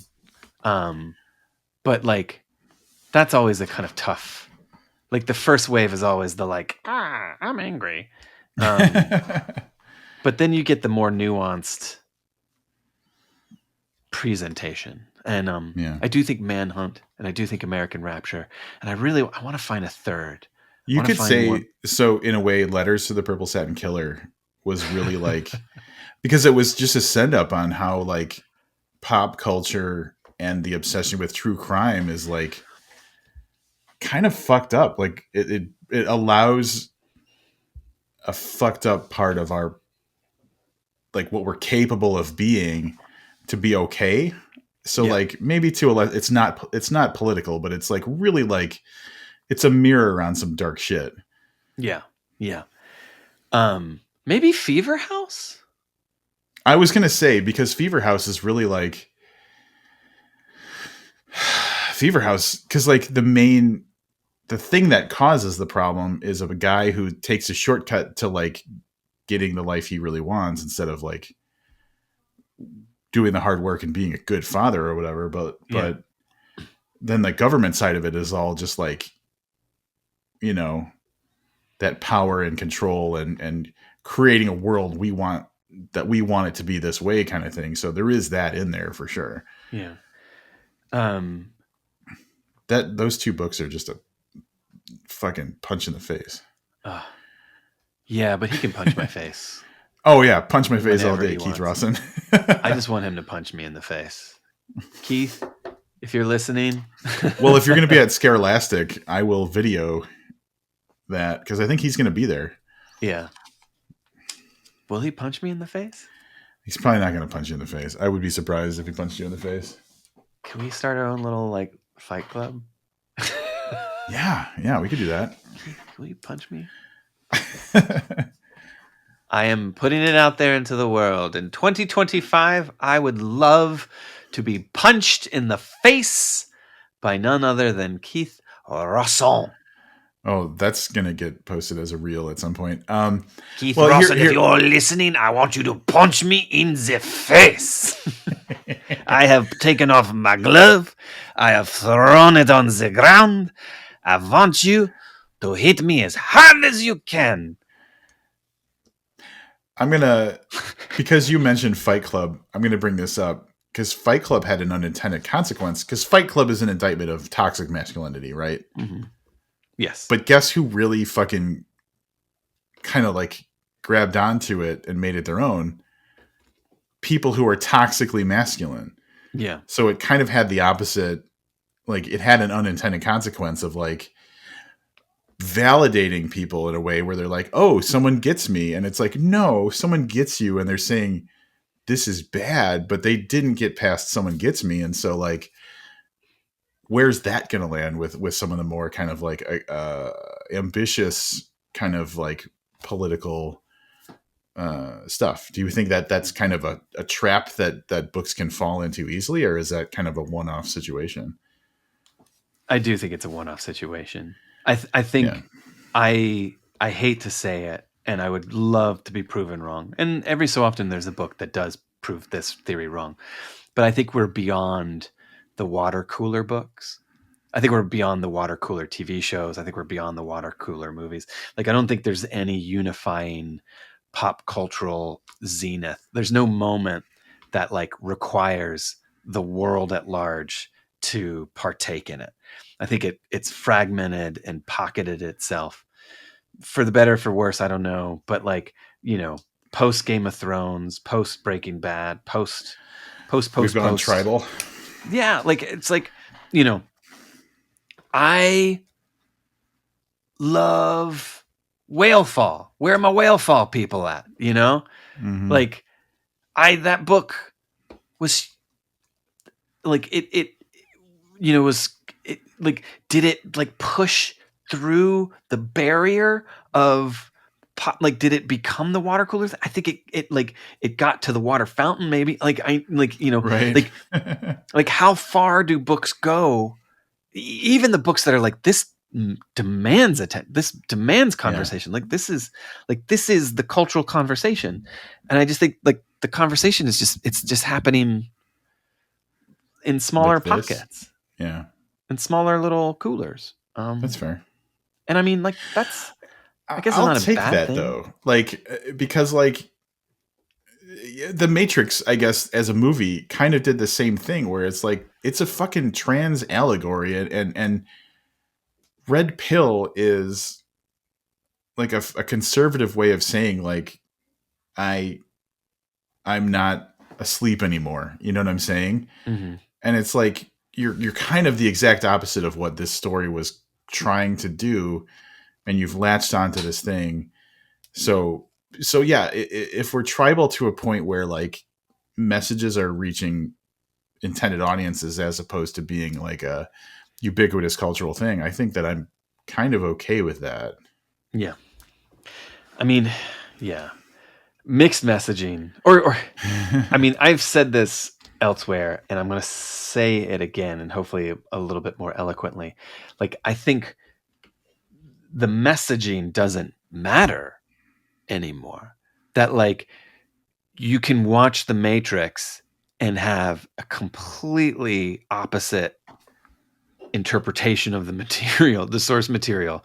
And the filmmakers can be like, no, that's Right. not the case. Like, like, but like facts don't matter anymore. Truth doesn't matter. Yep. We're in a kind of like realm of understanding that has more to do with feelings and belief systems Yep. than truth and facts. And I think that that's terrifying because it schisms the conversation. Like Yeah. we've both watched The Matrix. I think that The Matrix is about this, and I'll be like, no, I actually think it's about this. And like remember when like you could go see a movie and like have a conversation afterwards and be like, oh my god, like it was about this, and like it's amazing. Like, oh, what about Yeah. that? Like now that conversation is like, his name was Robert Paulson, and he like Yeah. like and it the messaging, it's almost like whatever the message itself isn't as valuable to audiences as the vehicle in which the message is delivered. That like the fat man and little boy of it all. Like they were Yeah. carrying this megaton nuclear missile. The atom bomb is going to drop, and it's going to we're going to create Hiroshima on you. And it's all about the gift wrap. It's all about the casing. It's all about the bomb. And I don't know. I'm losing my thought, but like I do think like it doesn't matter anymore. Do you watch X-Files at all? I mean, I have definitely watched the X-Files. Okay. I don't know if I've definitely not watched every X-Files. All right. So they had come back for a 10th season, and then like a year and a half later came back for an 11th season, which was the final season. Yes. In the 11th season, the final season, there is an episode called The Lost Art of Forehead Sweat. And the whole concept of this episode is it's built around the idea of the Mandela effect. And like the idea that there are things in history that certain people, a surprising number of people, remember differently than what is historical fact. And they call it the Mandela effect because people thought Nelson Mandela died in prison instead of like getting released from prison and eventually being president, blah, blah, blah. Yeah. And so that's what the concept is of the episode is based around that. But the whole general idea was it was inspired because of like kind of like we're in a post-truth era where truth doesn't necessarily matter to people. And so the whole idea for Fox Mulder was searching for the truth. And so he has this like existential crisis of like, if the truth doesn't matter, like what was my whole life for? So it was like, it's a really good episode. It's one of those, it's a Darren Morgan, I think is the name of the guy. Yeah. And he wrote some of the just best and most memorable X-Files episodes throughout the whole run of it. And it's one of his. He also did one of the 10th season called Mulder and Scully Meet the Were Monster or the Were Lizard or something like that. It's a really good episode too. But like the whole focus of that episode of the X-Files is the idea of the Mandela effect and just talking about how like what really happened is not important to people anymore. And it's more about how people feel about it or what their version of life is the thing that they stick with. And maybe we've always kind of been that way, but truth used to have traction in a way that it doesn't anymore. And I feel like years ago, 30 years, that's like what, 90s, early 2000s? Well, this episode came out in like 2018 or whatever, 16, 17. It's post-Trump. God, like the final the X-Files still at that point? Yeah, I'm going to look it up now because I don't want to be wrong. I know someone's going to call me out about it. The episode that you're referring to on your podcast was actually aired on January 13th, 1998. You're so close. January 24th, 2018. So this final season was a 2018. And so it's post-Trump being elected and the whole like, but like, I feel like that episode is a cheeky way of explaining what you were saying, and I agree it. I honestly feel like the reason that I was so fucking off on what was going to happen with the election this year is because I believed elections exist the way that they always have, and they don't anymore. Elections and political thought has become algorithmized in a way where you just vote based on what people say that you want to hear, as opposed to like what factually will be the case. Like if you say the thing I want, I was in high school with a guy who got, what is that called when you run for what's the like high school like thing you run for? Class president. Cool. He got class president because he walked around and fucking said, "I'll give you cookies if you vote for me." Yeah. And I feel like that is kind of where we're at. People want their cookies. Did you get your people cookies? want their cookies. I want my cookie. I've been waiting in line for my cookie. I know. I haven't gotten a cookie, and I want that. I want a big. I think we're owed a big cookie at this point.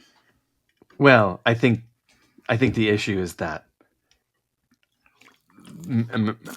Americans were promised a cookie, and there just might not be any cookies or not enough. There's cookies. just no cookie. Yeah. Huh. So people who are expecting a cookie might be in for a rude awakening, while the rest of us are. What was I going to say? Cowering? Just going to write awesome horror books about it? We're going to try.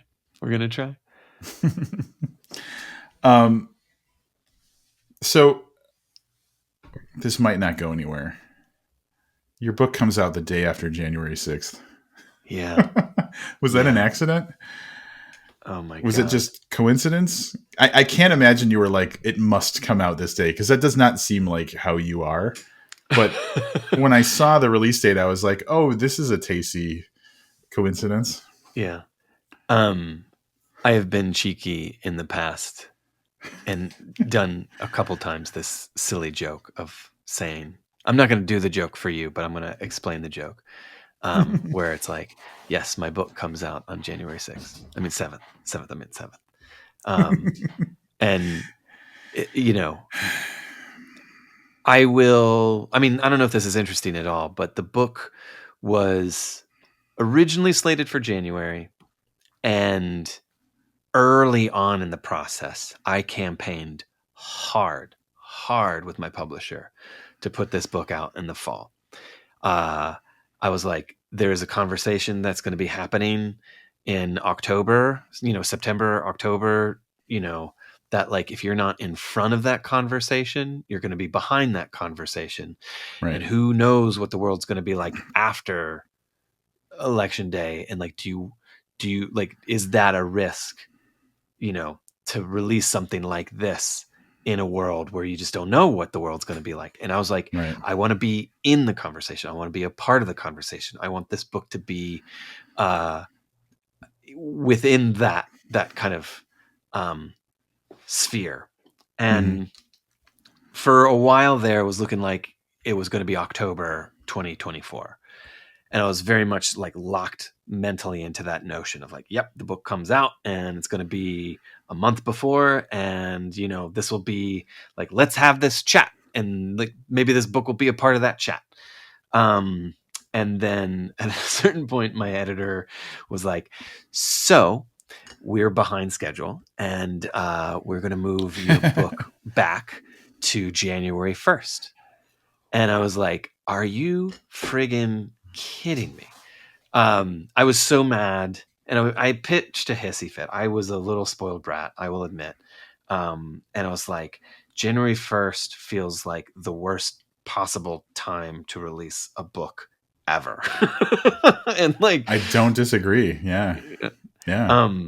And through some kind of drawn out conversations, they were like, I was like, here are all the reasons why it needs to stay in October. And they were like, no. And then they were like, we'll compromise, or we'll push it back a week. We'll do it, January 7th.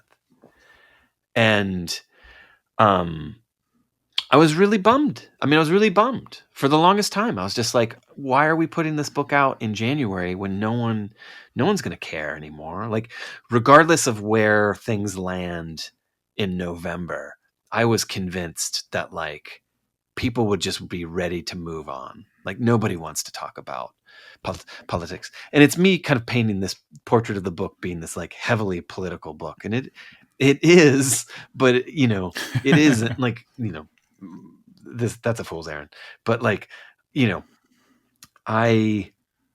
then I will be so, so upfront with you. Like, as soon as Kamala Harris said she was running, I privately, very, very privately, in a very dark chamber of my selfish, vain heart, was like, oh, this sucks. This is the worst thing for my book. because hope springs eternal, and Yeah. I was under the this assumption that, much like my tribe, that we were going to elect our first woman president, female president, and that in that hope way, no one's going to want to read a book about that. It's in the rearview mirror, man. This is we're moving, we're thinking forward. We're not looking back. And for a while there was a dark, very private, I'm confessing this to you, this is an exclusive look into my vain, self-serving kind of evil heart. I was you have to say this shit though, because I already talked about cancer a bunch, so you got to bring something to the table. Totally. You when you throw down the cancer card, where do you go? You just let out all the darkness. But yeah, I was oh, this is, no one's going to want to read this book. And then, things kind of happened the way they happened. And, we all know how the election turned out. And now now there's been a thread of thinking where people have said to me, oh man, this is really good for your book. And I've tell just you said to might myself, not agree with that because of you changed your voice. well, I'm just oh man, I'm just you know what? I'm at a place where I don't even know. I just don't know. I mean, I don't know when this airs. I don't know what the plan is here. But a this book comes out in a week and 2 days from where we are right now. A week and a day. And I don't know right now in this moment as I'm talking to you. I don't know what is going to happen, and I Right. feel it's not going to matter. Nothing matters anymore. The world is the world is going to keep turning. We're going to spin on this axis. I don't think this book is going to do diddly squat to have a converse. I don't think there is a conversation. I am in an echo chamber of my own nihilism that I feel regardless of the quality of the book, which is so debatable, so kind of up for conversation, you know, just the sheer hey everybody, look what's coming out today. It's this new book, and you want to know what it's about? Whoa, it's about this topic that we've all been kind of going through. I just don't think people are gonna people are just gonna be I think we are what is slouching towards Bethlehem. I think we're just gonna do a shrug. It's just a shruggy, I think we're just in a shruggy moment. See, and I can't help but agree with you, but there's a part of me, a dark chamber of Rob, that is I want people to be fucking angry about this book. Yeah. So that it starts people talking about the topic. Yeah. And because on a certain level, no press is bad press. Do you remember a book called Broken Piano for President? Man, do I? I don't know if All right. I do. Do you remember a book that had a cover that looked like the Jack Daniels label? Maybe. So back in early 2010s, this author, Patrick Wensick, came out with a book called Broken Piano for President. And the cover art was basically they took the Jack Daniels label and made it the book, book information. And Jack Daniels sent the most polite and thoughtful cease and desist that has ever existed. Yeah. And it was such an interesting story that NPR picked it up. And then all of a sudden, this book that was put out on an indie publisher was a best-selling book because of the publicity of this. And so what I'm getting at the cover, with the original cover? No. So, and that's the thing. Jack Daniels even said, we'll pay you for new art for the cover because we understand as a small publisher, it's hard and everything. Um, so the final cover ended up looking vastly different. Oh my god. Um, Yeah. but the original cover was, and I can't tell you how much I wish I had the original cover. But this is Lazy Fascist. I don't know if you remember Lazy Fascist Yeah. publishers. Yeah. Yeah, so Lazy Fascist put this out. Did he sign this? Oh, I'm gonna be so happy if he signed this. Look at that. Hey. Anyway, the long story short, so they put it out with a new cover. It was a very like the most cordial fucking cease and desist you'd ever like situation you'd ever encounter.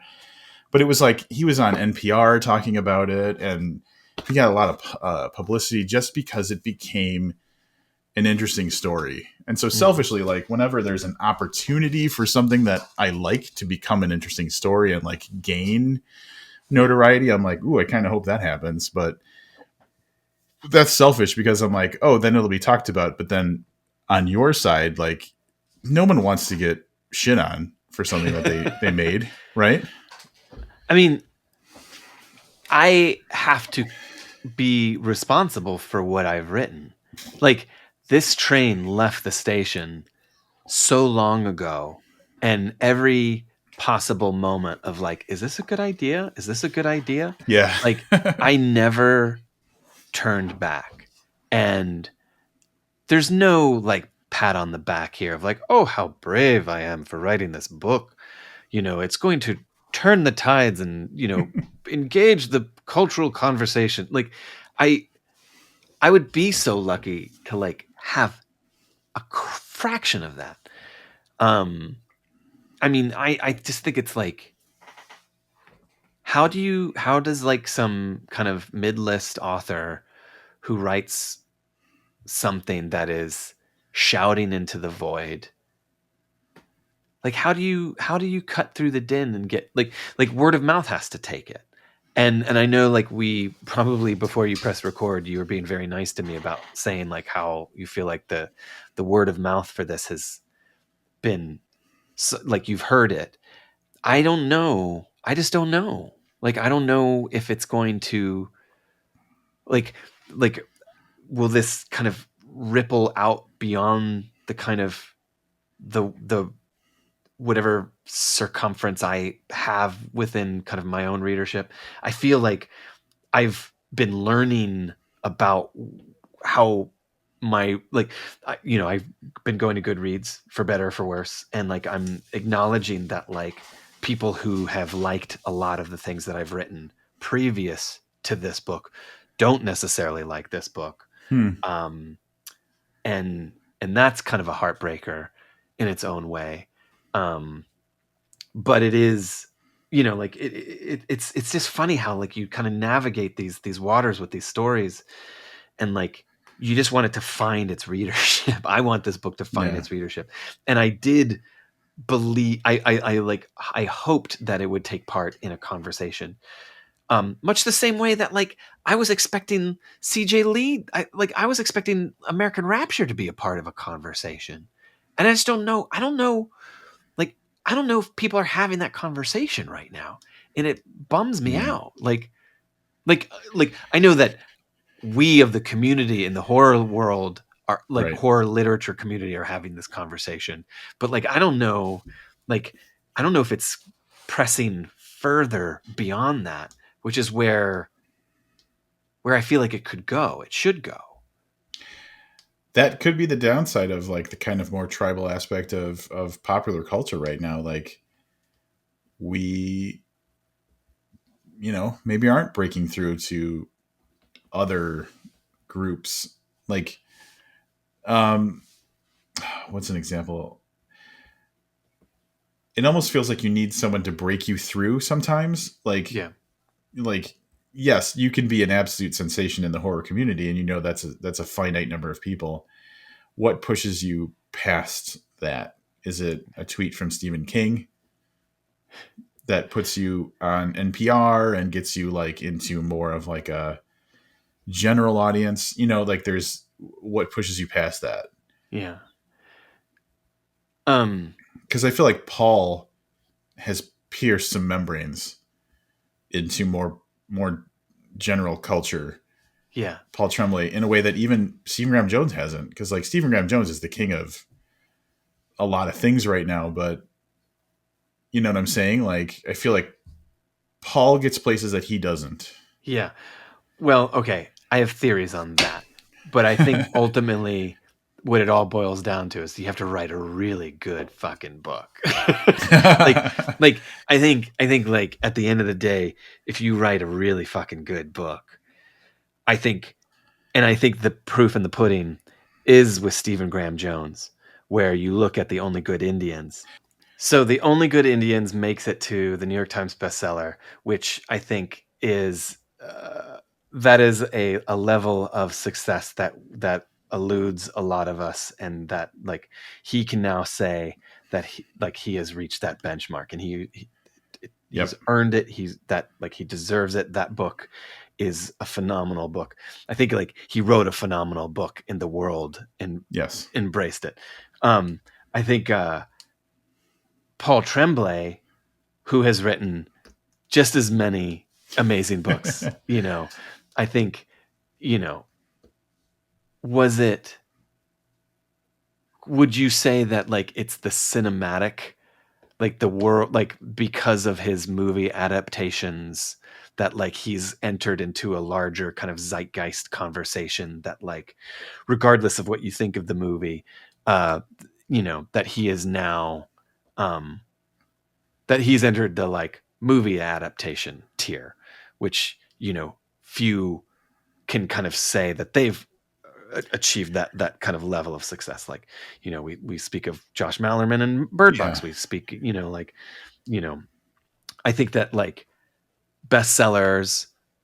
Like these are such kind of like out there, like not out there. They're external determining factors in which we can say, okay, this achieves something because we see that it's on this bestseller list, or we see that it's made into a movie, or we see it's won this award, and those are all independent, outside, external to the books themselves. But like, fucking House Cabin at the End of the World is a fucking amazing book. Incredible. I Incredible. mean, these guys wrote fucking amazing books Yep. that like the world caught on to them. It's like, here's the comet, like, let's just like, the world is just like looking through the fucking telescope, seeing the Stephen Graham Jones comet whisk by, the Paul Tremblay comet is whisking by, and it's like, Yeah. the Mallerman comet, the friggin' Grady Hendrix comet, the Almakatsu comet. Like The they're Clay McLeod Chapman comment. well, The Clay McLeod Chapman comment.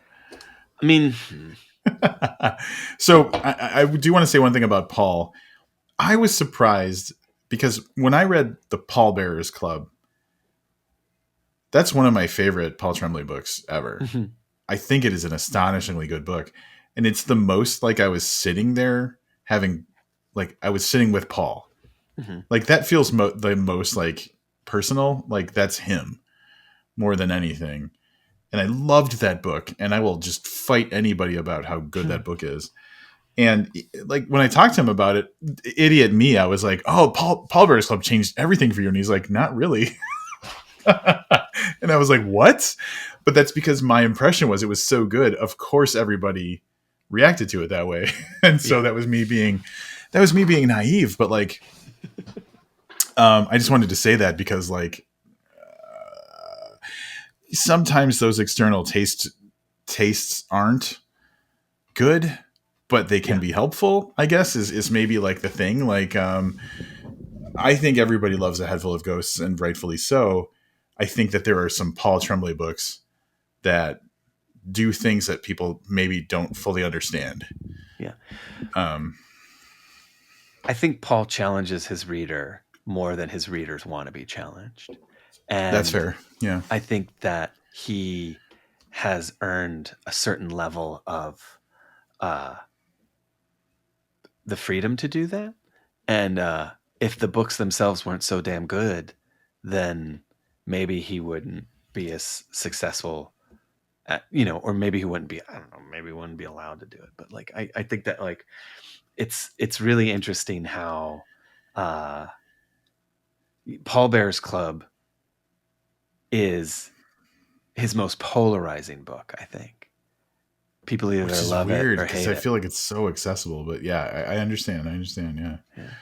Um, and I don't know. Like it's phenomenal how like people will be like, "That's my favorite Paul Tremblay book," and other people will be like, "I burned that book and ate it." It's hard. So, can I ask you, uh, wake up and open your eyes? Where does naively this feels like it's kind of you taking a swing, big swing, medium swing, whatever. But like, do you see it that way, or do you see it as like it's? Do you not like think of it in those terms? No, I think it's a swing. I think the scale of the swing is kind of up to someone else to decide. It was a swing for me. Like I wanted to try something different. But I would also say that like every book has been a little bit different Yeah. than the last book, the book before it. Um, but this was definitely a conscious effort to do something very different. And that was because this is the time we're living in and this is where my head is at. But I will, to counter that, the one thing I will also say is I have always I've started, beginning with Whisper Down the Lane, and I'm honest about this with myself where it's like I need to write about things that scare me. Like if I'm going to do Oh yeah. this, I have to write about things that scare me. And this is what's scaring me right now.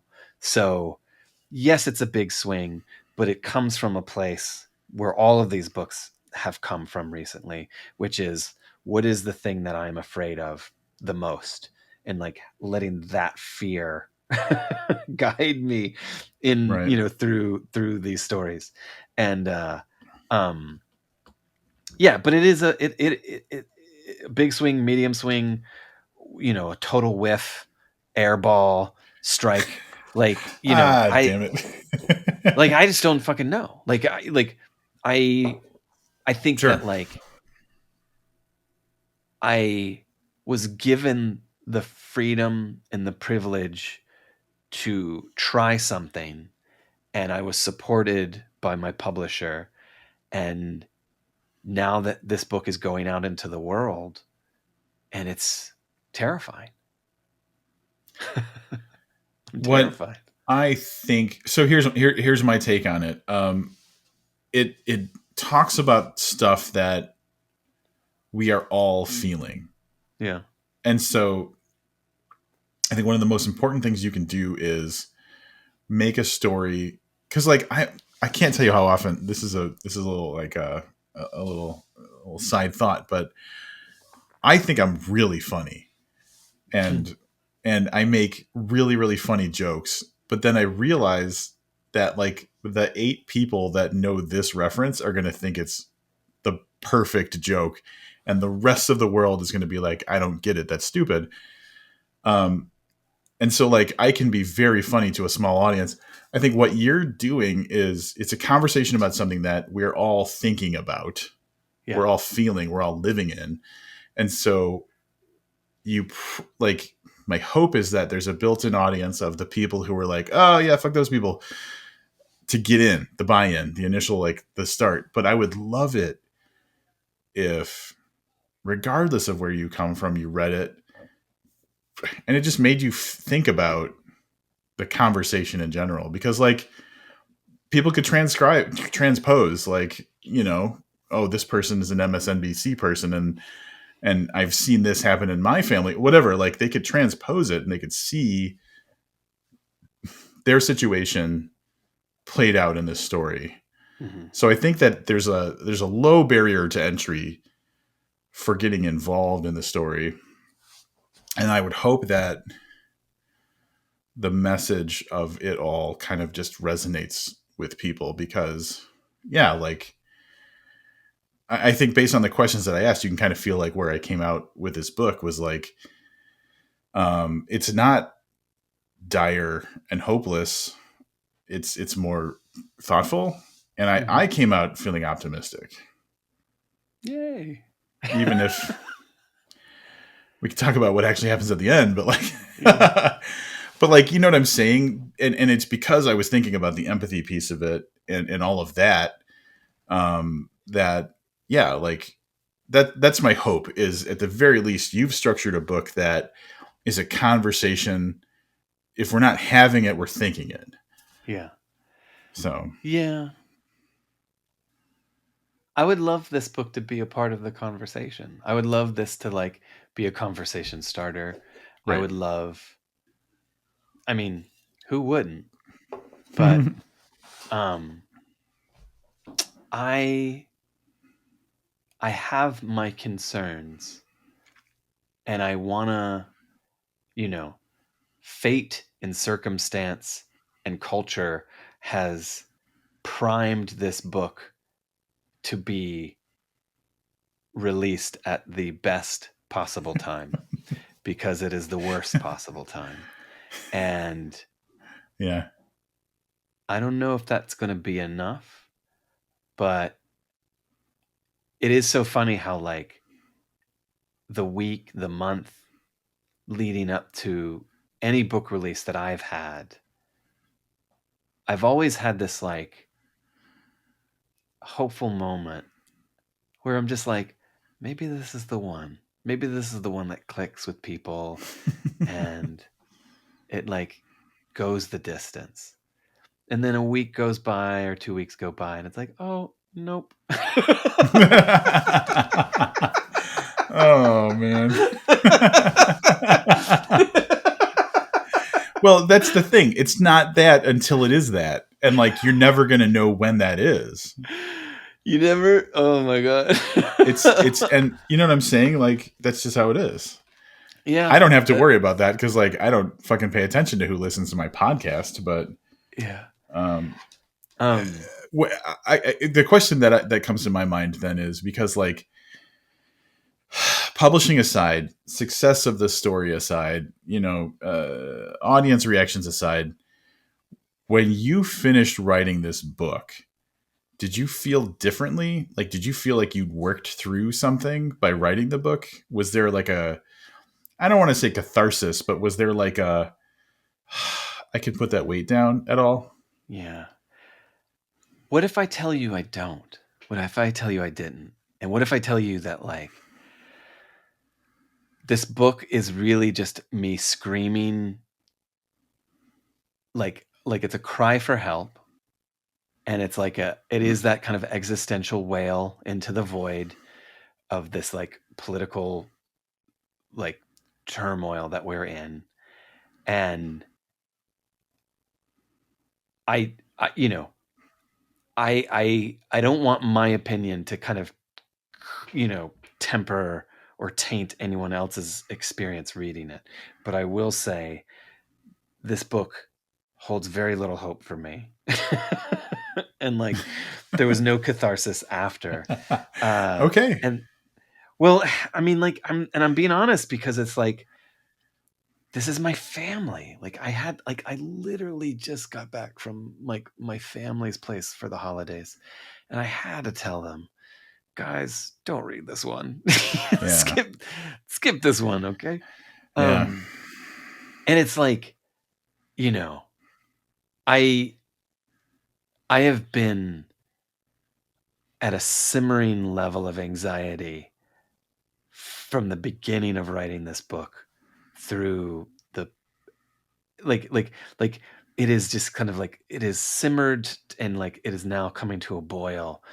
And um I don't know if I forgot to put the pasta in, but, like, I'm just like, like, I'm just like, the pot is empty now. The water has boiled out and I am just left with an empty pot on the stove while the flames are still burning.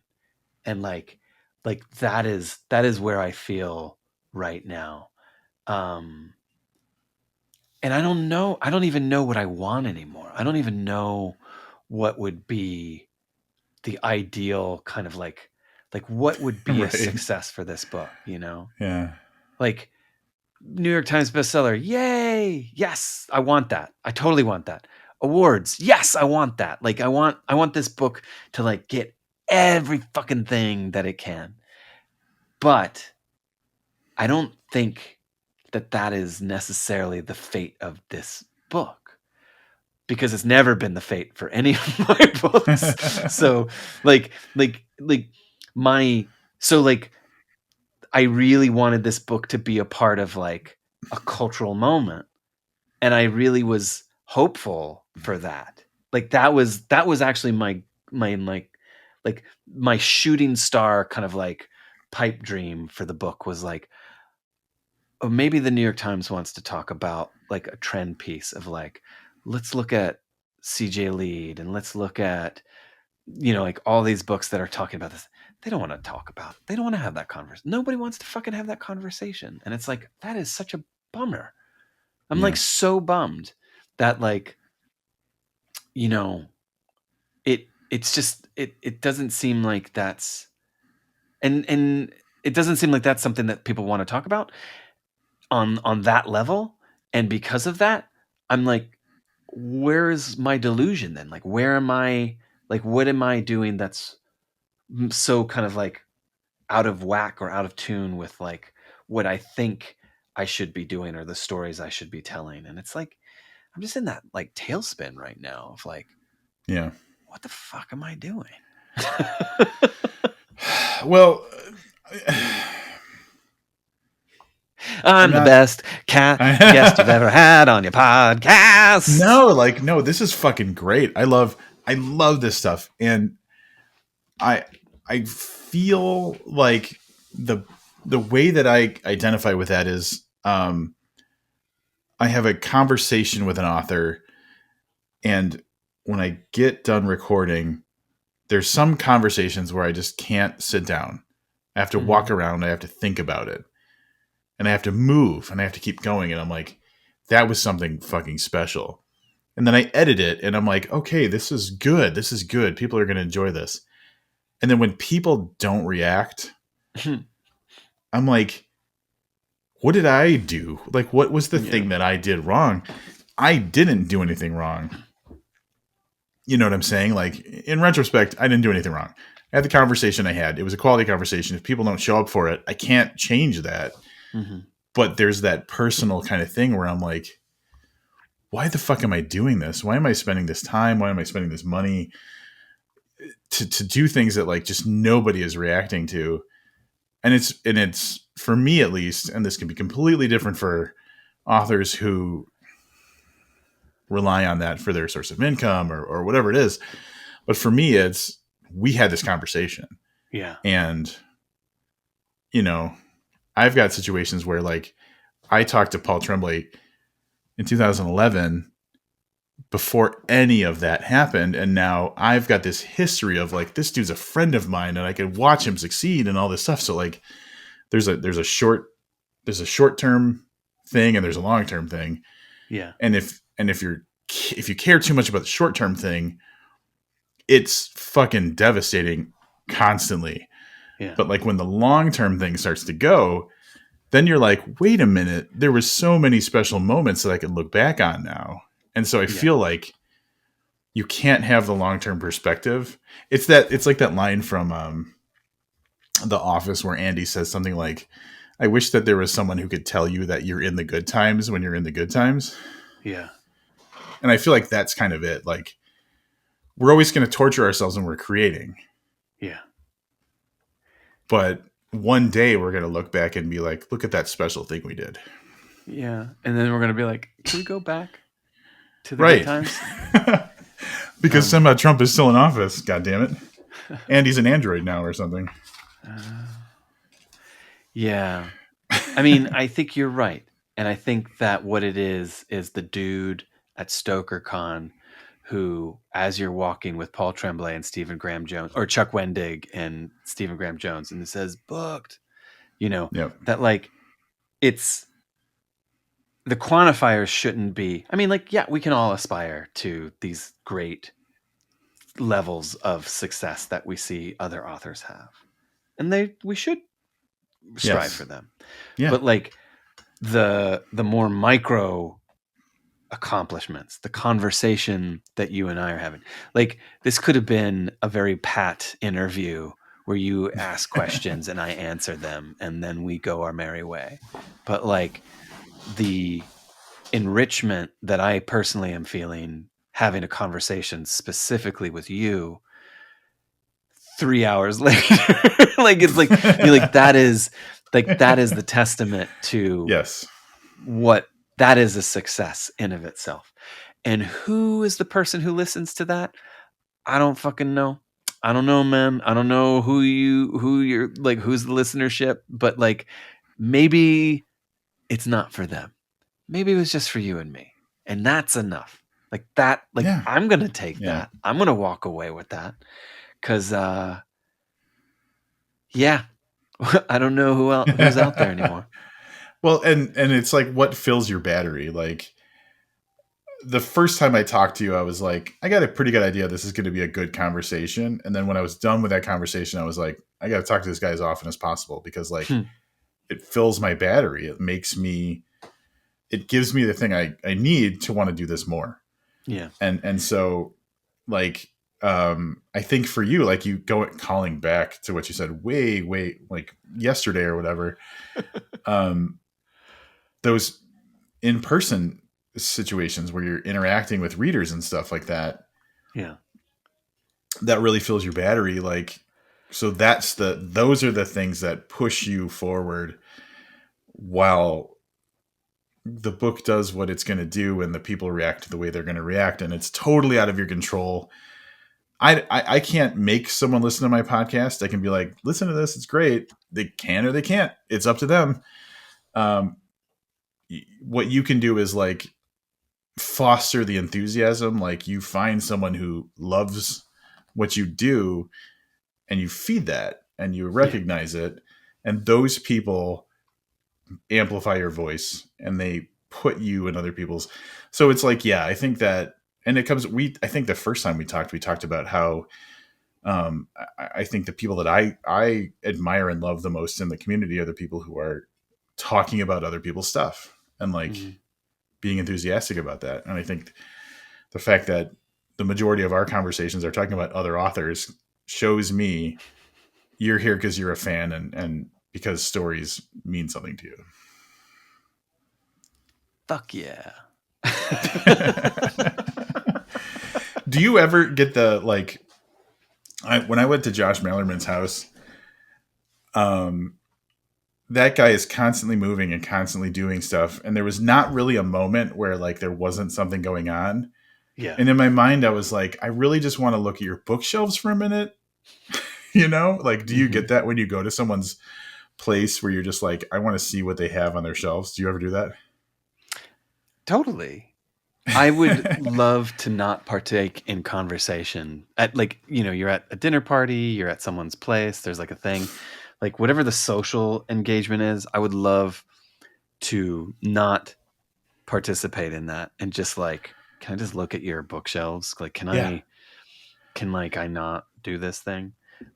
If I was at Josh Mallerman's house, I might try to catch that comet tail and go for a ride. But, yeah, for the most part, I'm, but that's more my kind of social anxiety than anything. I'm going to show you. There was this one cute moment at Josh's house. Hang on.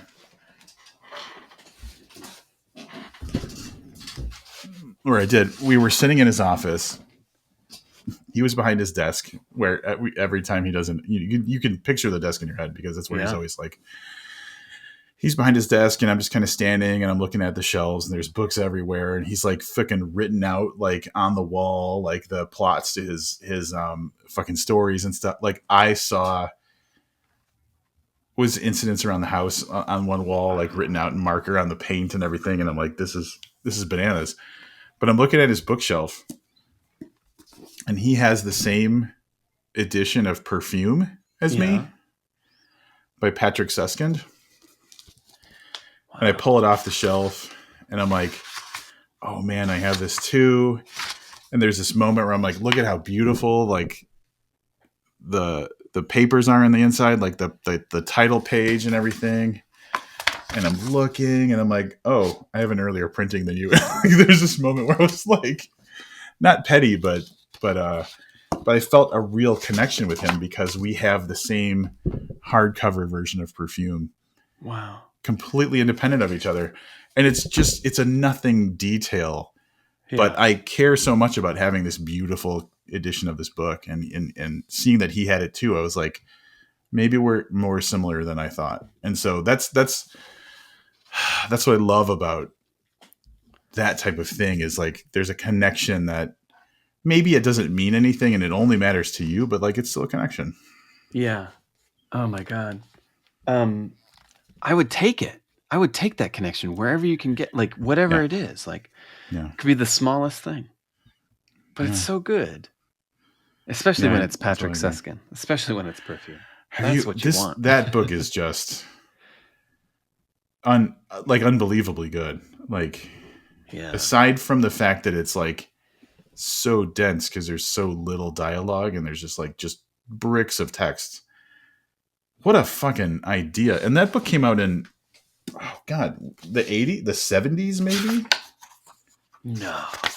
80s or 90s, right? 1986. 1986 though. 86.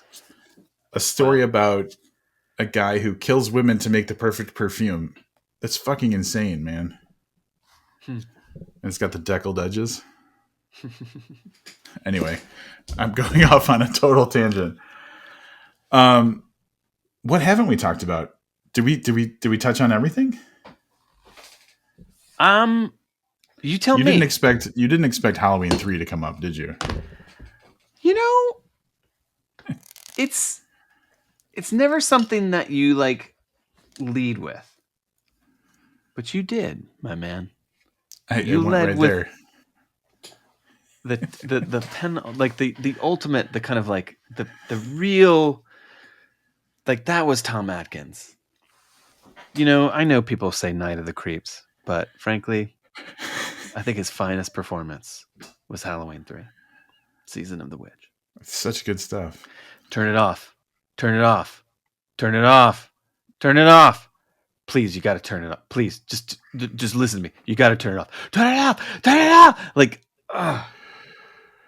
it gives me anxiety just thinking about it. It's just so much anxiety just thinking about that. It's so good. It's so good. What are you looking forward to next year? What's got you excited? We could have just ended it on that, like Halloween 3.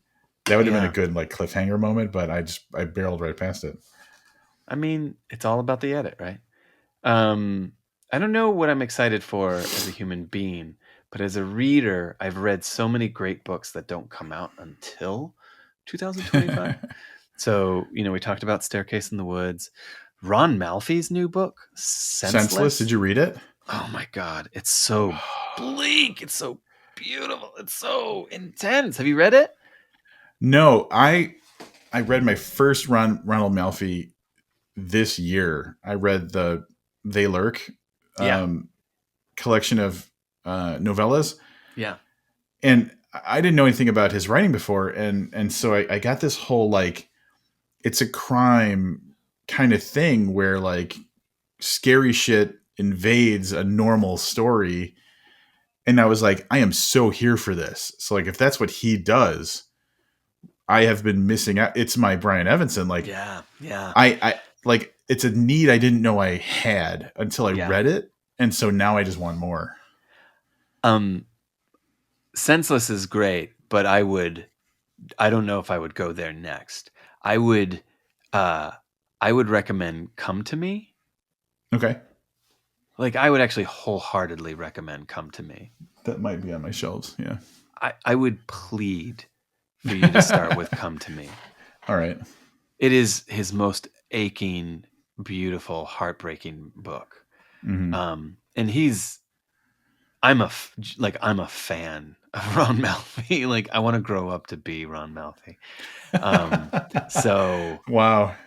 But his new one, Senseless, is like, I don't give a fuck about you or anyone else. Wow. This world's shitty, and we're gonna get gritty. That's the thing. Good. All I think I of need these that. amazing Yeah. authors, I think, are writing their bleak books. I think Chuck's book is Sure. bleak. It I is. think Yeah. Ron's book is bleak. Oh my God, there's so many bleak books. Have you heard of this book, Wrecked? I have, which the in my horror preview episode was kind of paired up with your book as like books about disaffected young people being radicalized online and stuff like that. So that does sound interesting. Gonzalez, Alex, is it Alex Gonzalez? Yeah. Gonzalez, yeah. Oh my God, that book is so friggin' bleak. I mean, that book is like, you look like reading it, even reading it on the page, I felt like I was like staring at a screen and like my eyeballs were drying out. Like it just felt like this book is like turning me into a desiccated husk of humanity. That book saps it out of you. Oh, wow. It is so fucking bleak. Disturbing. Bleak, now you're making me think of Coup de Grace. That book gives you the choice, though. Ah, yes, it does. That's a good book. It really does, yeah. Although, so Stephen's book, Buffalo Hunter Hunter, has a vampire, which he doesn't touch on very much, but like the whole idea of like it's an indictment of Western expansion, I'm here for that. I'm really excited for that. I mean, like the I've read so many books, but the books that I'm like dying to read that I haven't gotten copies of is Buffalo Hunter Hunter and Grady's Witchcraft for Wayward Girls. Because it's pregnant women. In like that does sound good. Yeah, I mean, there's I think 20. Have you ever read anything by Megan Abbott? Yeah. Oh yeah. Megan Abbott is one of those like people who I will just rave about to anybody at any time. I rave about Catriona Ward the same way, where I feel like no one is achieving the level that they are, and I feel like Megan Abbott. So Megan Abbott has a book called El Dorado Drive coming out in 2025, which I'm very excited about. I have an arc of that. What? So, yeah. Really? You got to get on NetGalley, man. This is the way of the future. Yeah, I want paper. I want the real thing. I'll take what I can get, my friend. Catriana's got a new book coming out too, right? Oh, it's something about burning or fire or something. Can't remember the title. Yeah, I will read. She writes a grocery list. I'm going to read that because she's a fucking astonishing author. And yeah, but you're going to learn that like the grocery list is actually some abused schizophrenic cat that like lives on a testing ground for like, is the cat a serial killer? Is the grocery list a serial killer? I think it's the grocery list that made me cry, but more than any other grocery list. She's an intimidating person for me. I got this close to talking to her when Looking Glass Sound came out, and it didn't work out.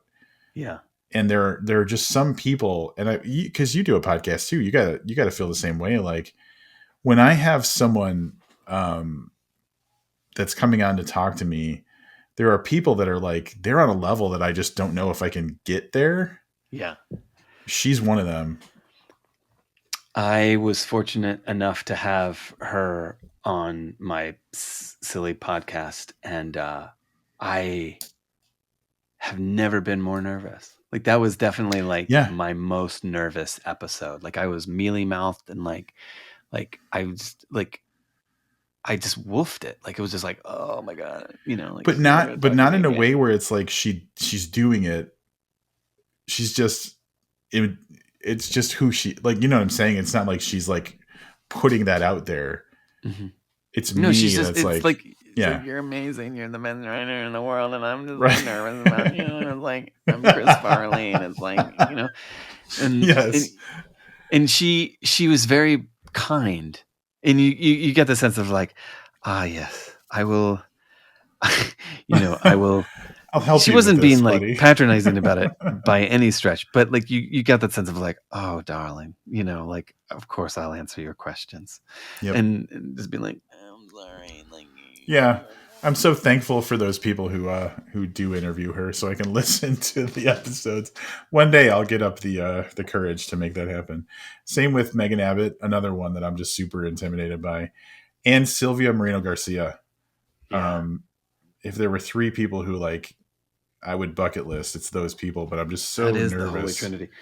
because like it's Obtainable? like yeah, no, I'm sure I could talk to them. It's just I want to talk to them when I'm like I'm going to give them a good conversation, not just because I'm a fanboy. Yeah. Let's see you get 3 hours out of Megan Abbott, huh? Will Sylvia give you this? Huh? I don't know. What about Paul Tremblay having a mid-grade book? What do you think about that? I love it. I think it's great. You I'm mentioned like I heard him talk about what the book is about, and I was like, oh wow, that sounds really cool. yeah. I love it when adult authors write for younger audiences because that's where you really get those readers for life. You can genuinely scare them. You can genuinely fuck those kids up.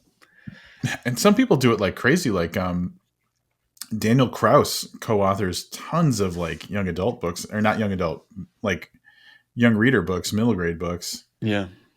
Who else? Max Brooks.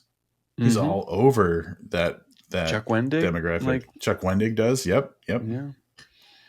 I mean, you got a story. Got to get it out story. There. Yeah. Yeah, since we're at like basically the 3-hour mark of talking, I think it's probably as good a time as ever to wrap things up. So okay, fine. But I guess so. You've been doing a little bit dipping between Quirk and some of the indies like Bad Hand and Shortwave. So do you have any indie stuff on the horizon that I'm not aware of at the moment? What can I talk about? I mean, 2025 will be an interesting year. I have a collection of short stories with Titan. Oh. And I have a YA novel with Delacorte. And they'll be coming out later in the year. You just whoever will take it. No, I'm just kidding. But nothing at the moment on the indie. 2026 should be interesting for some stuff. But I can't. Mum is the word at the moment. Well, I'll take short because like I feel like this 2025 for me is going to be a year where I try and walk more toward short story collections too. Like there's a couple of them out there that I'm particularly interested in. So I've kind of shied away from that. Like new collections coming out? Yeah. So Sarah Gran has a crime mystery type collection of short stories coming out in February. So that's definitely one that I'm interested in. Sarah Gran, another person who in my mind can do no wrong. There was someone else. There was a couple that came up in my my preview episode for 2025. There's a couple of short stories collections that I'm looking forward to. I think Haley Piper has one coming out. Yeah, if I'm not mistaken. Also with Titan. I could pull up the list, but leave it as a mystery. Everybody is listening. Just go find it. You'll see. Watch that episode. It's crucial. So short story collections. I'm excited about that. Always. Yeah, it's a total goof. It's a lark. Nat, the bar has just been set for when you come on to talk about the Wolf book. Farty McFarter, Farty McCassidy, Mr. Carfarts, Mr. Stinky Pants. I see you, Nat, squeezing the cheese in the back seat.